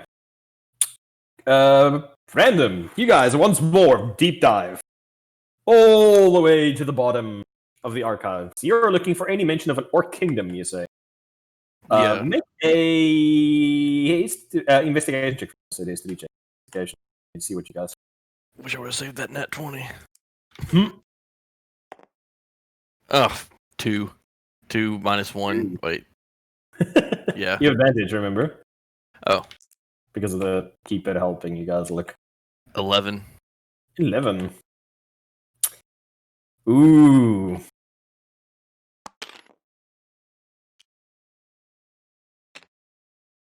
Oh wow. Okay, so you do find something that you find very interesting. Remember how Razgor wanted to go loot some elves? Mm-hmm. You don't find a name of an orc kingdom or the borders of an orc kingdom or anything like that. What you do, however, find is references to an ancient war that the savage greenskins in the west fought against the Fae. A war that finally saw the greenskins realm shattered, and then people doomed to become nomadic. Doomed as in they just got their shit wrecked that hard, or like cursed? As in, actually, I tell you what. Brian, make an intelligence check for me since you have Eyes of the Ruin Keeper. With advantage or just normal roll? With advantage. The Keeper would also help with the instance of old word. 15. I don't have a modifier to intelligence. Sorry, The- no, I don't. The way it's phrased, Razgor, as Brian explains to you, is doomed in triple sentence. Doomed as in the old way doom was referred to as destiny. Doomed as in cursed. And doomed as in got their shit wrecked that hard.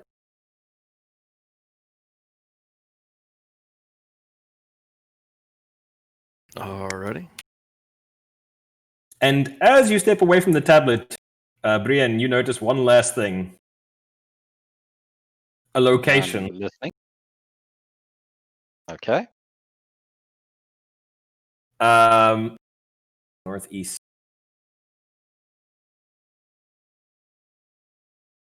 Oh, wow.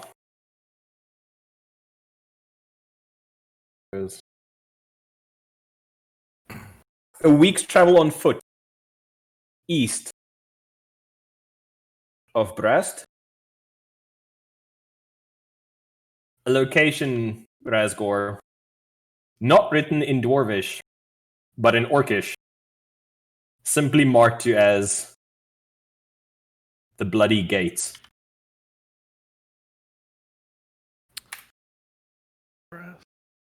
And it's northeast of Brest.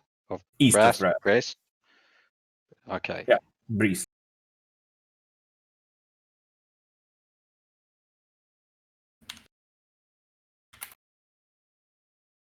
And you said it's the Gates of Doom. No, okay. The Bloody Gates, the Gates of Blood. I need relay more. the information to Razgor. And that's in Orcish.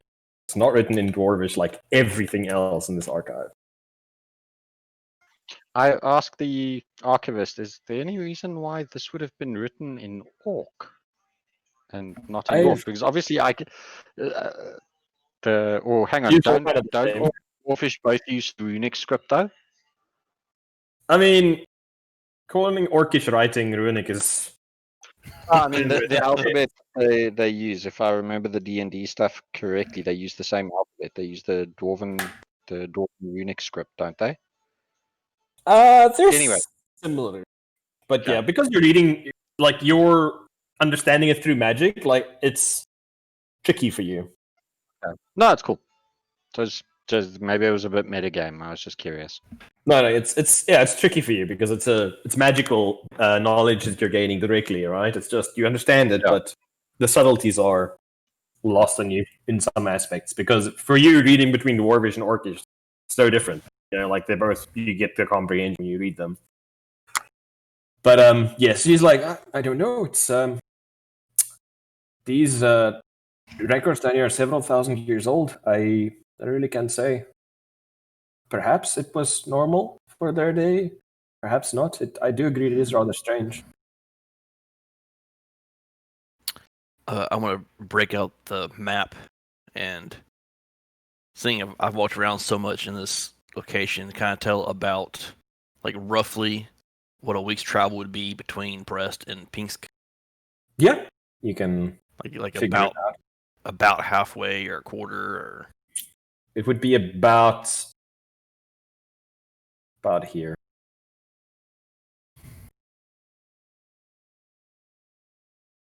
Cool. Brian, what are you looking for again?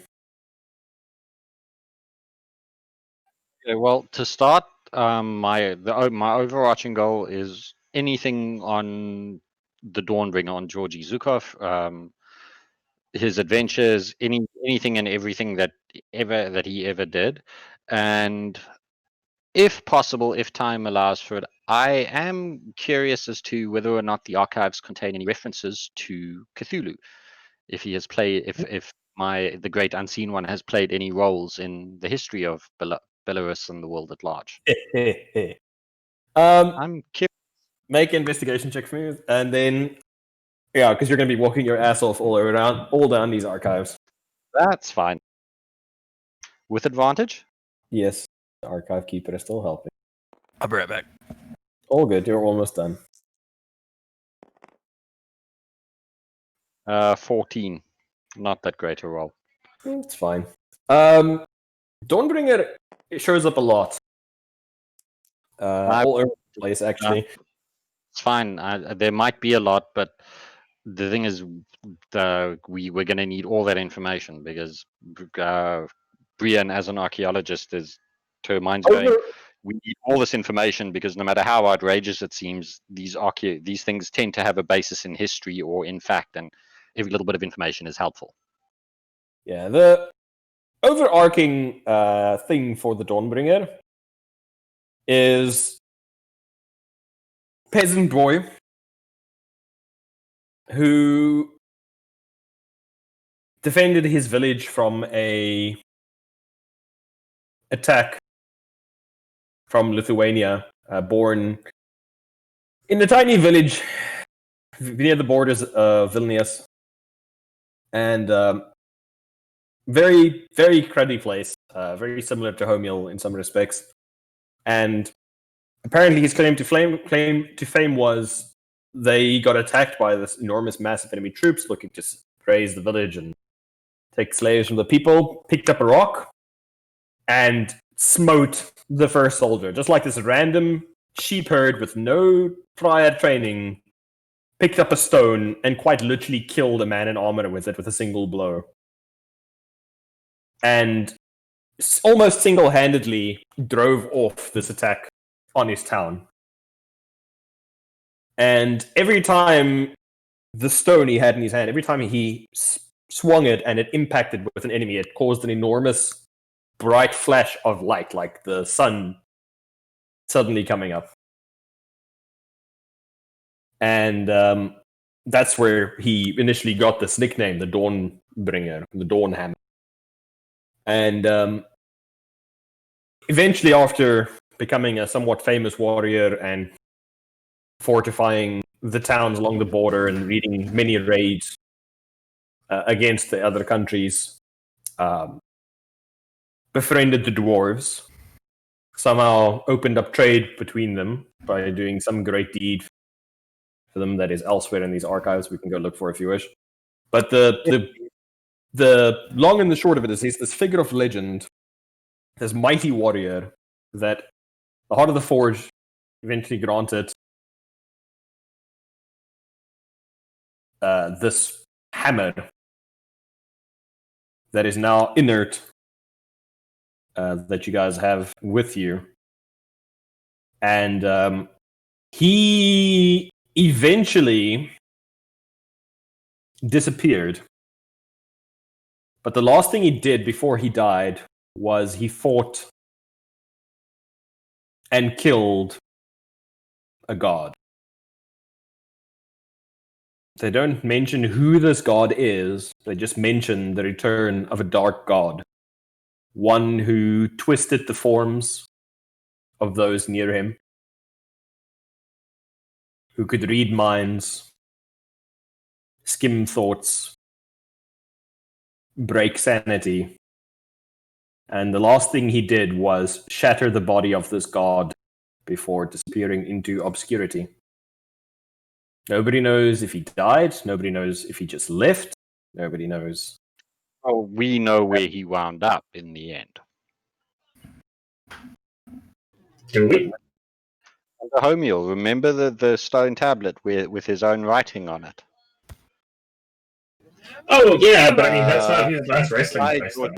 known as the Hammer of the Dawn, commit these words to metal by the hand of my second and successor, Ivan Serida. Trust nothing not written in metal. Paper and parchment can be altered by the enemy. I give my life now to seal the stone below. We never found a body. He could still be alive. So, are there any references in any of these stories to Ivan Serida? Oh yeah. As you go through, the dwarf. Ivan Serida was the dwarf. There are actually a lot more details about him since his personal life, for coming or becoming attached to the Dawnbringer as such, was more well documented. He wasn't just some random nobody. Yeah. He was actually a Gwynsale originally. Ooh, that's interesting. He was a commander, a lowly commander who had control of a single fort in the foothills far to the north. And they were under attack by greenskins when the Dawnhammer and his men arrived. Broke the orc horde, forded up with him, and then for the next month they basically repelled assaults on this keep, his men and theirs together. And in that time, a mutual respect formed between them. Sounds and like fake news to me. Fake news. Eventually,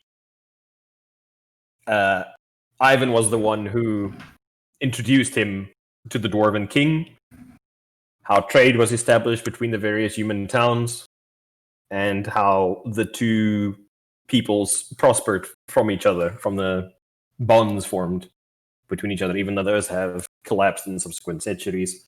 But Ivan was himself a tactician, strategist, warrior, and very close friend to the Dawnhammer, or the Hammer of Dawn, or the Dawnbringer, depending on who you're speaking to. And his final resting place is also unknown. The last thing he left behind was the hammerhead that was in the king's chamber.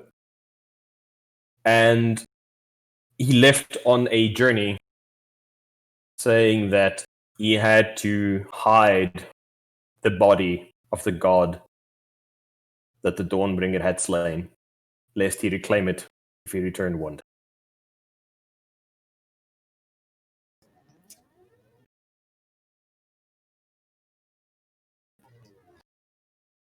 Does it say hide where? I mean, obviously not. No, it doesn't say. Okay, cool. Underneath a well. Is that everybody? Did we cover all the people? Well, that was scene stuff, and then my little thing was just anything about Cthulhu. If Cthulhu! Oh man, there's so much about Cthulhu. Give it to me, baby.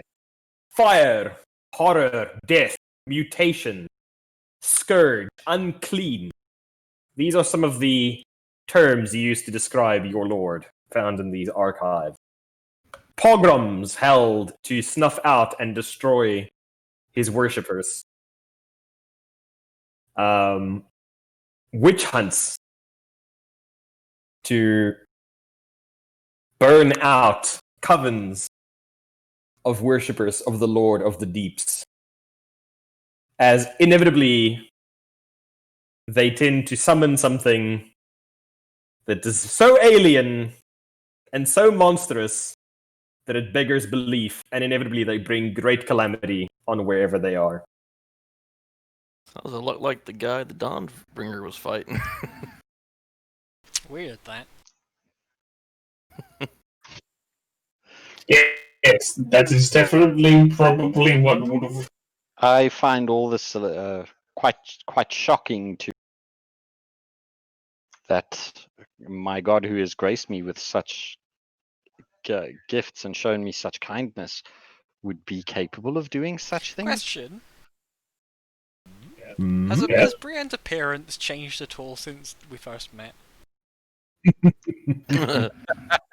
Thankfully, You know, I've not. just noticed all those tentacles Yeah, just it's under his slightly more nose, on his purple. upper lip. Make a perception check for me, please. Oh God!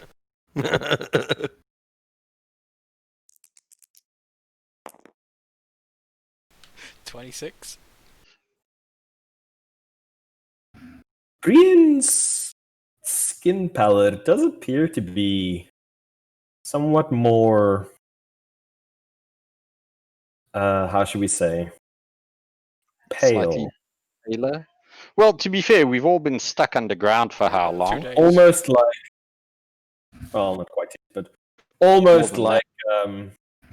Imagine the blind worms that you dig from deep in the dirt that are, never see daylight, that writhe around. That same texture is what comes to mind when you look at Brienne's skin color. Bearing in mind, have I shared? This is the stuff that I'm off reading. Is everybody with me? Yeah, we're all just peering Well, over your We've shoulders. all been trading together, Okay. and we're all looking highly suspicious. Well, that depends. I'm doing the reading. I'm not necessarily. You can't speaking read what I- Dwarvish, though, can you? You Yes, can. I can. I can Us- read But any language. but Brian, you forget your character's also an idiot, so you read out loud everything you read. Your inside voice is your outside voice. Oh no.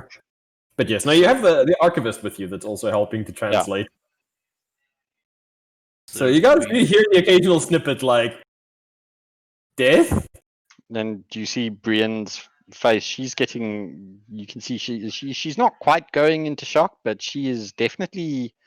What she's reading is disconcerting to her. Brian constantly gets the translation slightly wrong. It's like, oh, community outreach, and the dwarf's like, no, that says social program. Oh, blessings! No, that actually is dwarfish for crippling mutations. That's not canon.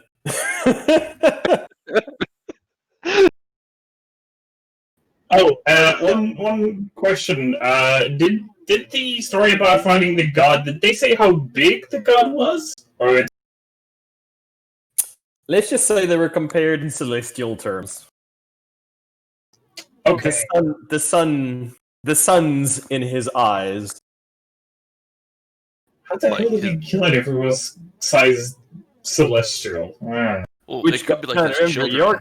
remember your god and Dawnbringer's god are not necessarily the same thing. Your events transpired several thousand years before his birth. Oh yeah, that's kind of why I'm confused. Yeah, they're two different, maybe related things. Who knows? So do we burn Probably. Brienne now, or do we wait till next session? Nah, just give her a moment.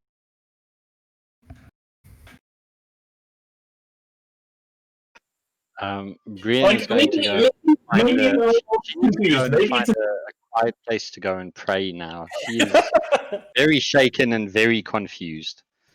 maybe we're just all confused. Maybe it's a different Cthulhu. I mean, it's not outside the realm.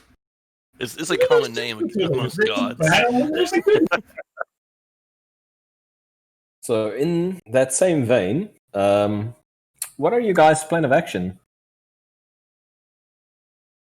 Other than attempting to burn me at the stake. Well, yes, please don't burn random people at the stake as first thing in the session. It's not random, it's targeted. Yeah, and it's also not random because it's Wow. Brian, as you go to your prayer, you do get a response to your prayer. Enormous sunken structure, rusted, stagnant water, very little light, and rotting meat.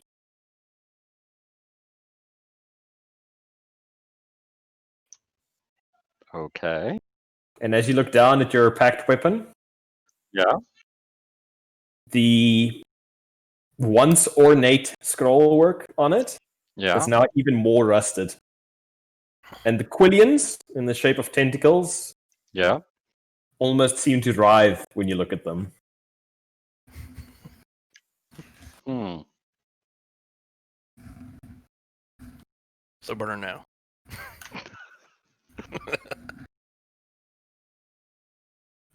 So, who wants to go where first, or wants to do what?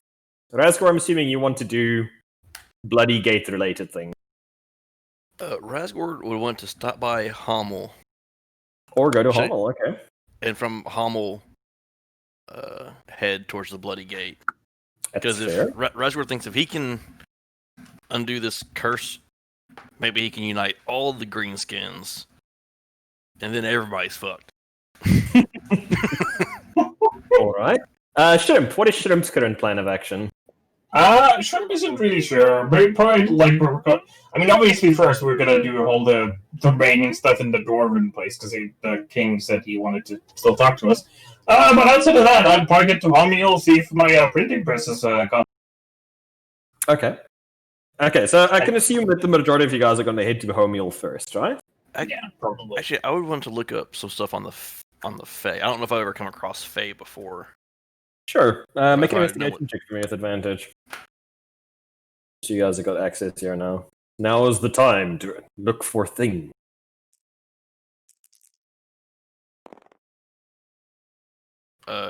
9. You find some information. Did you roll with advantage? Yeah. Wow. You do find several pieces of information. Actually. Most of it's pretty vague.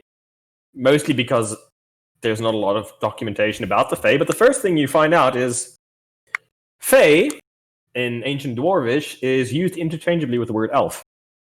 Oh. Which lends a bit more clarity to your previous bit of research, where it was most likely a war with the elves that you fought, or your people fought. Many, many millennia ago. Oh. One more question. No, sorry. Yeah, just 2 seconds, I will be right with you. Second thing you find, Razgor,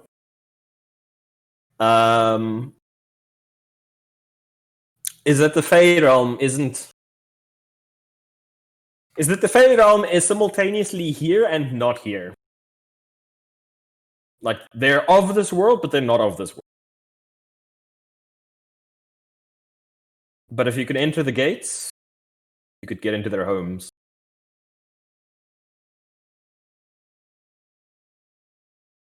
But it doesn't mention how.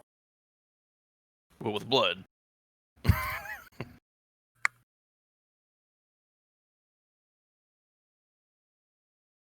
In more concrete terms, your elfy friends reside in the Feywild.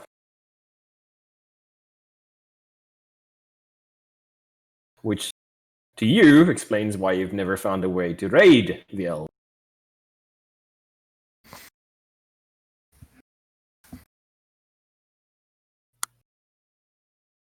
Where are the Feywilds? Everywhere and nowhere.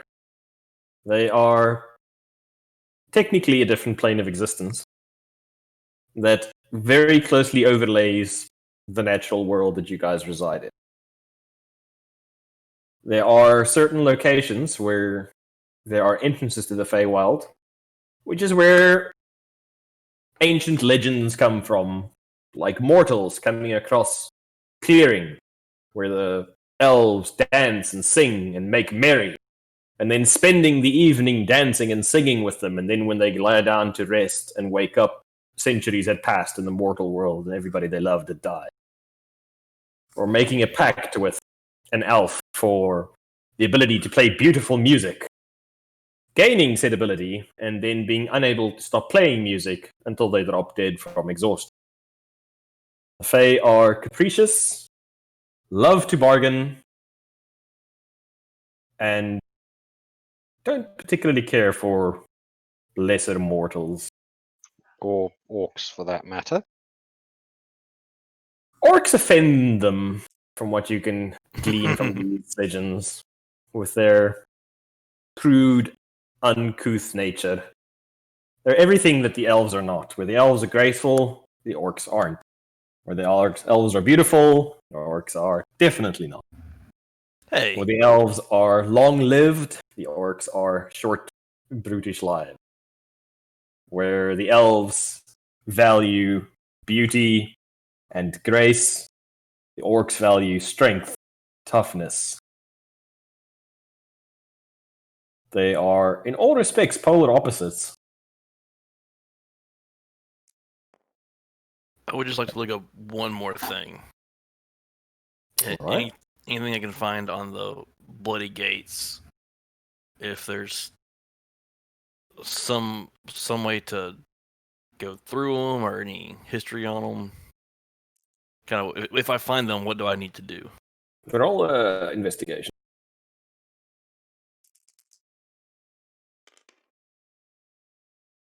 Uh, 10. Yeah, 10. No, this is advantage, not disadvantage. Advantage. 15. 50. I'm not used to rolling intelligence with advantage. I know, right? It's weird. Yeah, have a look here quickly. Scrolling down. Down, down, down. They're called the Bloody Gates because a sacrifice needs to be made to open them. That's the only information you glean. It's not a lot about them here.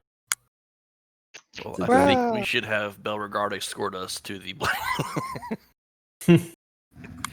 Sorry, lady, you said you wanted to check one more thing. What was it? Yeah. About the creation myth, about the god before the nameless one. You said that his brother slayed him, right? One of his brother gods slew him, yes. Okay, brother gods.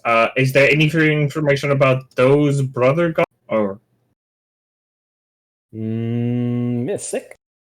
I'm opening tabs.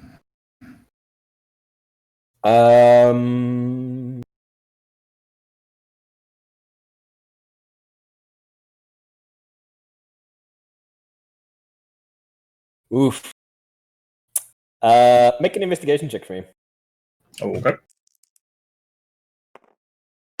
That's a cool roll. That's 17.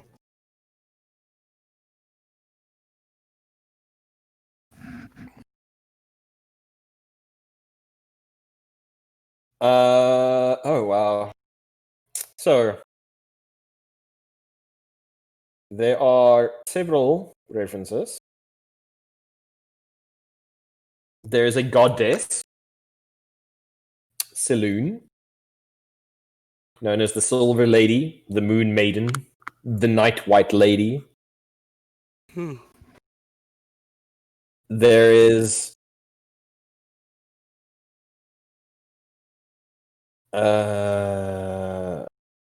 Sirik, the Prince of Lies. He sounds trustworthy. And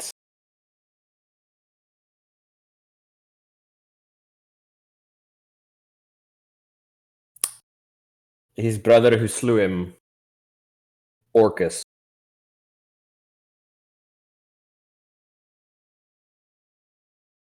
Demon Lord, Master of the Undead.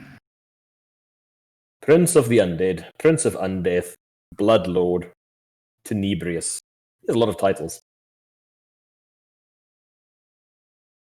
So he's lawful good? Yeah. What was that? What was the last one? Bloodlord and something else? Tenebrous. Tenebris.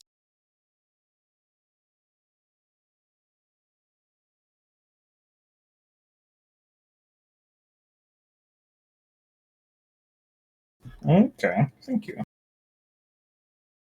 So his name was Orcus, as in Orc, us. Oscar Romeo Charlie Uniform Sierra.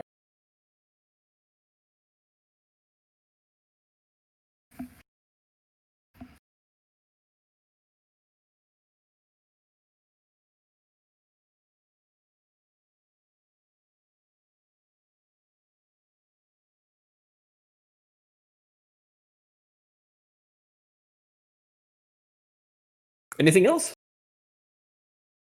No, nothing I can realize to ask. Okay.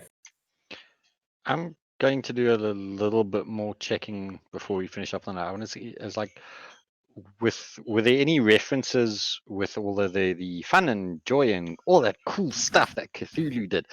Any references to any major locations or points of power? Oh, wow. Things where there were where events seem to have concentrated, if I can phrase it like that. The murder orgies.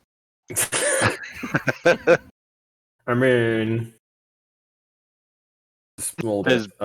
Brienne has sort of now got in her head what she's read here doesn't add up with what she's seen, and the dream that she had in her mind is something is or the vision that she had in her mind, something is attacking and attempting to corrupt her god. And she is going to make it her personal mission. She is going to find and free her god from whatever this corruption is that is tainting the world and causing this corruption, this evil. Because her god would not give her he would not have gifted her with the ability to heal and help. And it could not be the same god that gave her these gifts, that is capable of doing all these horrible, evil, and alien things. That is her mind at the moment. Granted.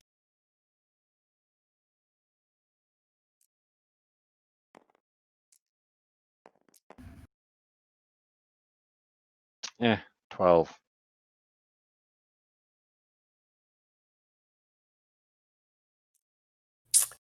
Not my best roll.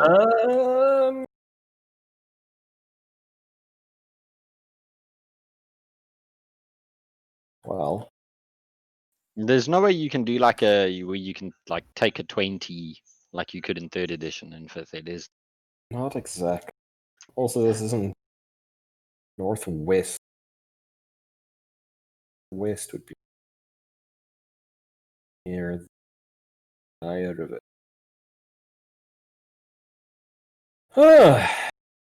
What you do find is right here. You find a location simply referred to as Lake Narek.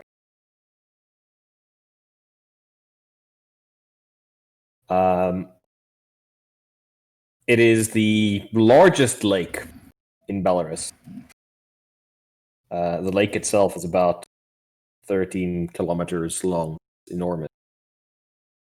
And a lot of the events seem to have transpired there over and over and over. Every time it inevitably ended up on this lake. Okay. Right here. Narek Lake. Naraca.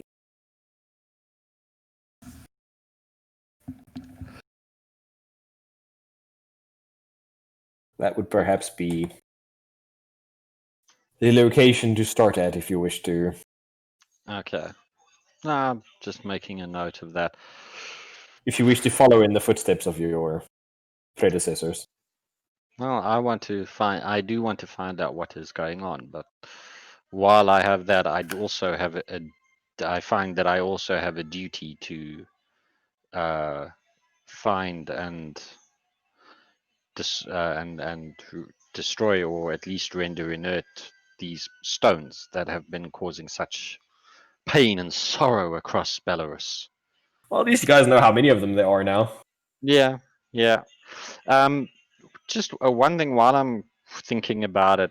I want to have a look at that warhammer or the stone hammer or whatever. Is it a warhammer or is it a short hammer? What is it that It is a warhammer specific. Okay. So it's specifically a warhammer. I want to just like have a close look at it. You guys can actually add the warhammer is an item. Whoever wants to carry it can add it to their character sheet. I'll carry it. That's fine. I'll take it. Razgo's like, wait, what? No, if anybody else wants to take it, they're welcome to. Are we suspicious that the follower of Cthulhu is the one who wants to hold the anti-Cthulhu weapon. Competition, guys.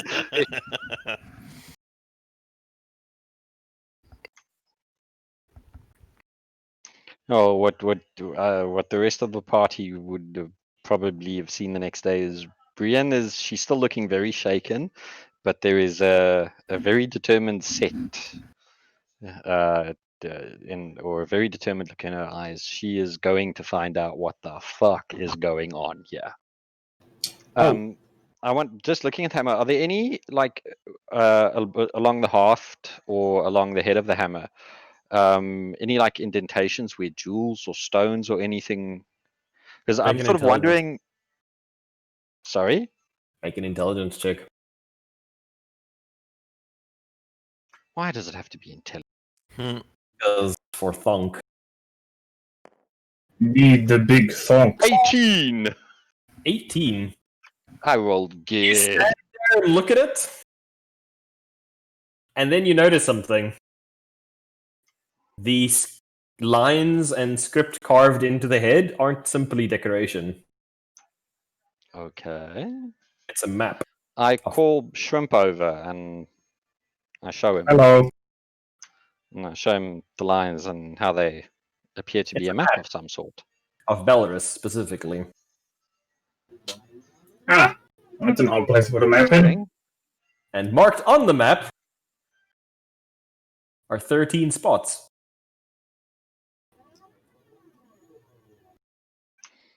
Do we have a would map? one of them Do happen we to have a be over normal? here? Do we have a normal map of Belarus that we could mark these spots out for comparison? Of course, I always carry a map of Belarus with me because I am a cartographer. Whatever the A cartographer. Brilliant. Let's. He is You do know that cartographer. I am a waffle. I was just going to say, kartoffel is German for potato. Exactly. Yes, I am a potato.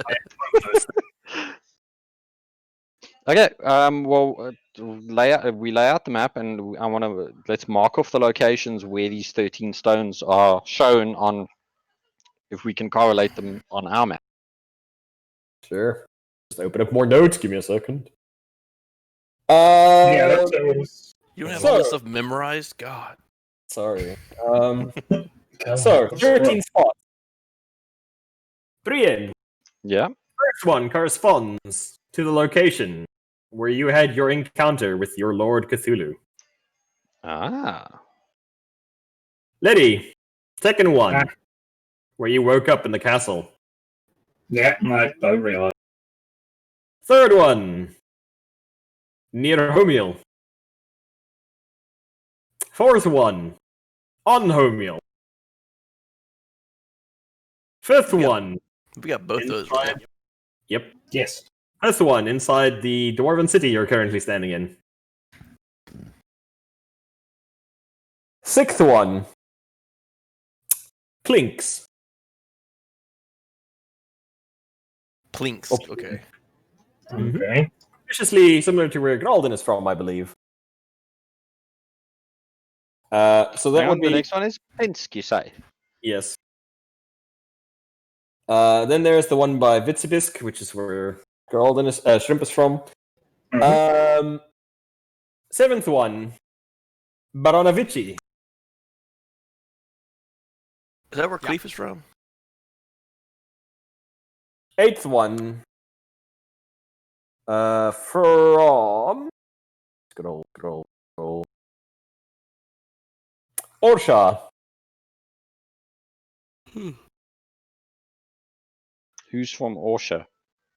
That would have been Fane originally. Ninth one.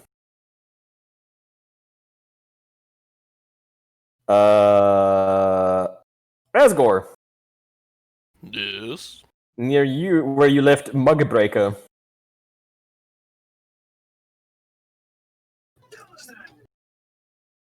Bungbreaker is my second in command. Let Rasgor mark it down for you on the map there where he's from. Since he's at Army board. So we're from like this whole barren area. I'll pick a spot, bro. So we'll say, eh?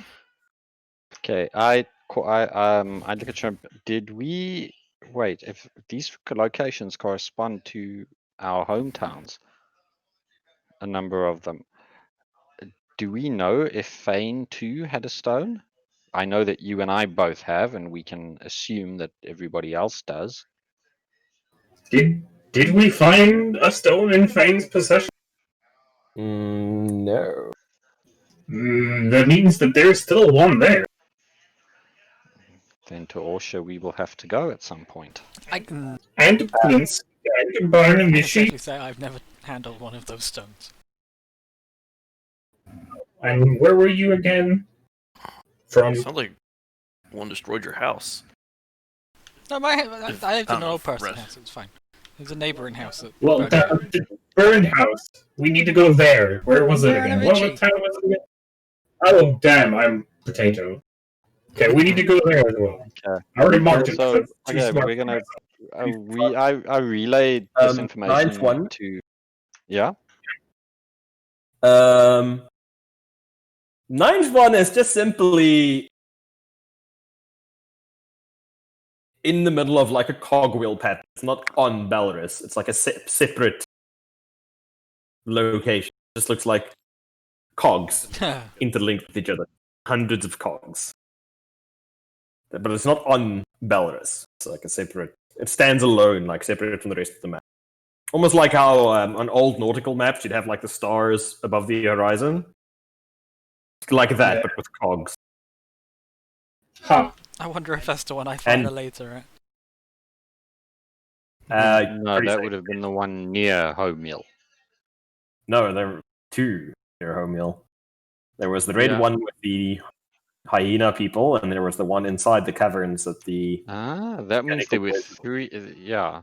No, there were three because there was one under Homemeal, Mhm. one in the mines, and then the one that Cleef blew up. I blew up the one in the mines. After Yeah. they stole it. And there was the one outside the quarry. That's 9. And then 10 is marked Hrodna in the west. Yeah. 11, again, a separate area. This one just showing, like, just think about, how would it be the best way to describe it? Abstracted greenery. Like somebody saw some palm trees almost and chiseled that into the side of the head instead of using a normal map. But again, not a location on Belarus.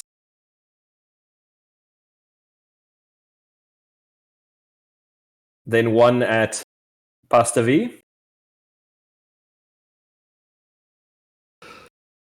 And the last one at Mazir. If this map moves, are all these X's going to be in the wrong place? The I suggest you make notes, boys. I have made notes of. Yeah, I've got the notes for all the stone locations.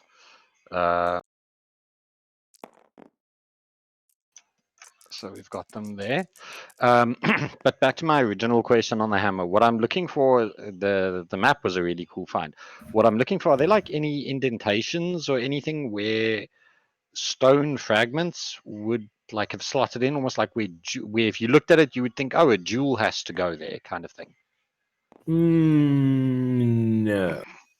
But just it was just it's a line of thought that I was going down. If No, that's a the good Dawn Hammer, thought. if the Dawn Hammer used this weapon to defeat and kill a god, we know that these stones, or particularly now after what Shrimp has found, we know that these stones seem to channel aspects of divinity.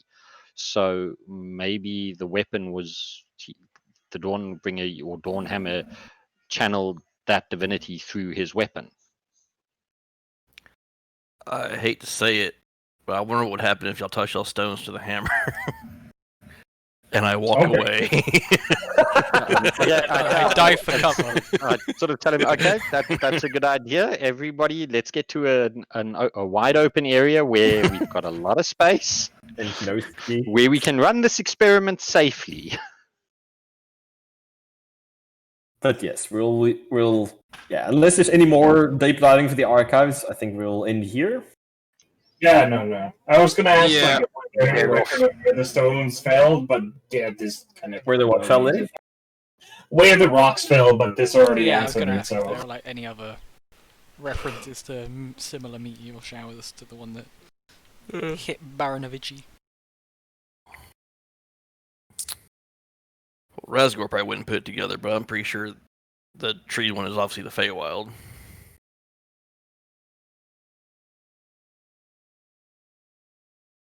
I can neither confirm nor deny. But you could.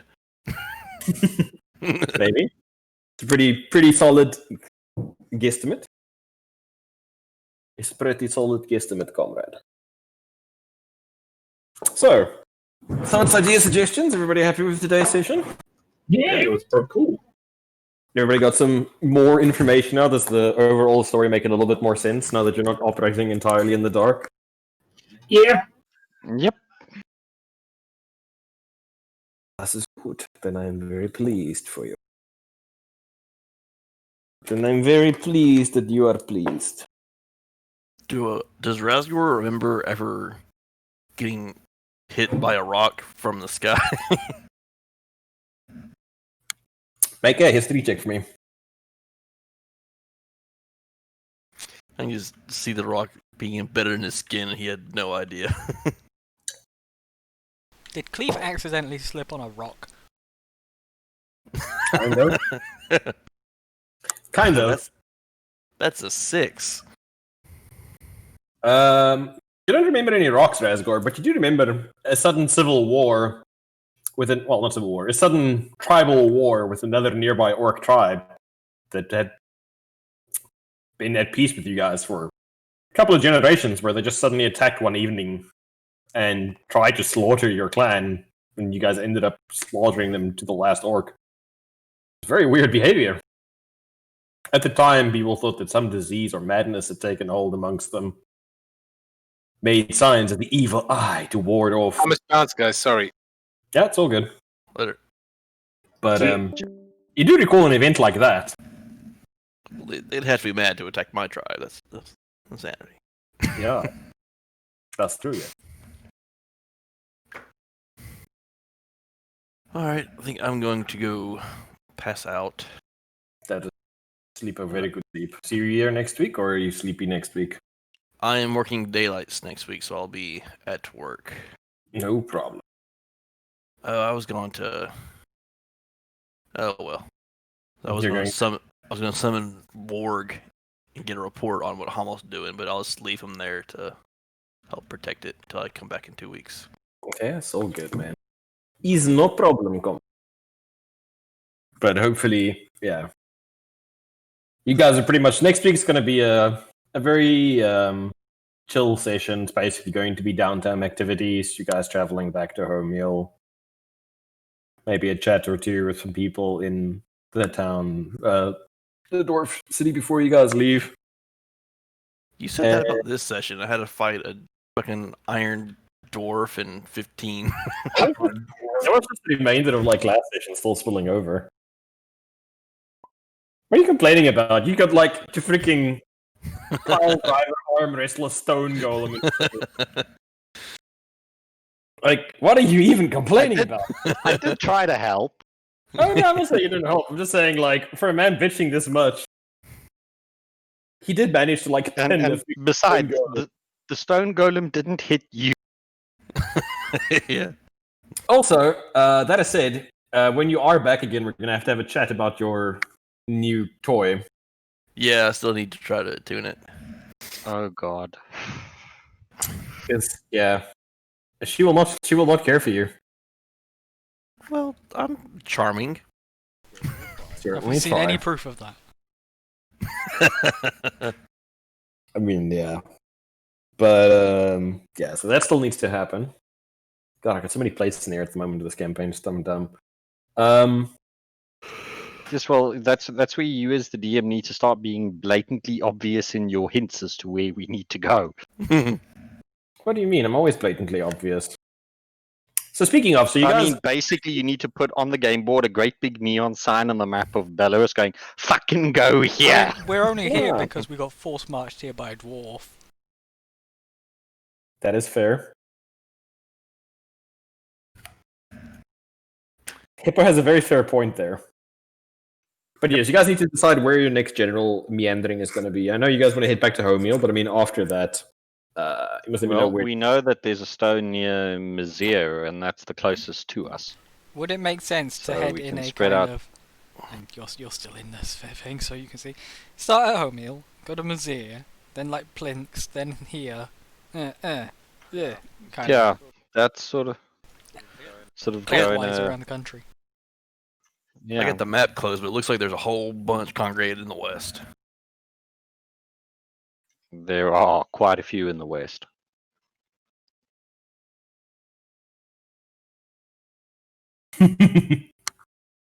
Well, yeah.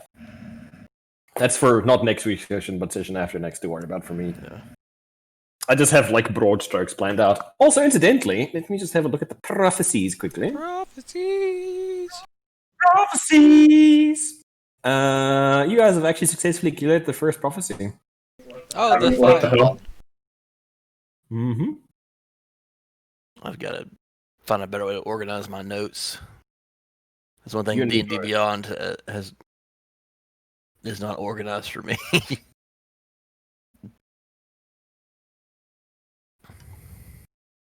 So now it's just the second prophecy that's still currently hanging over you guys. That your little crazy man gave to you guys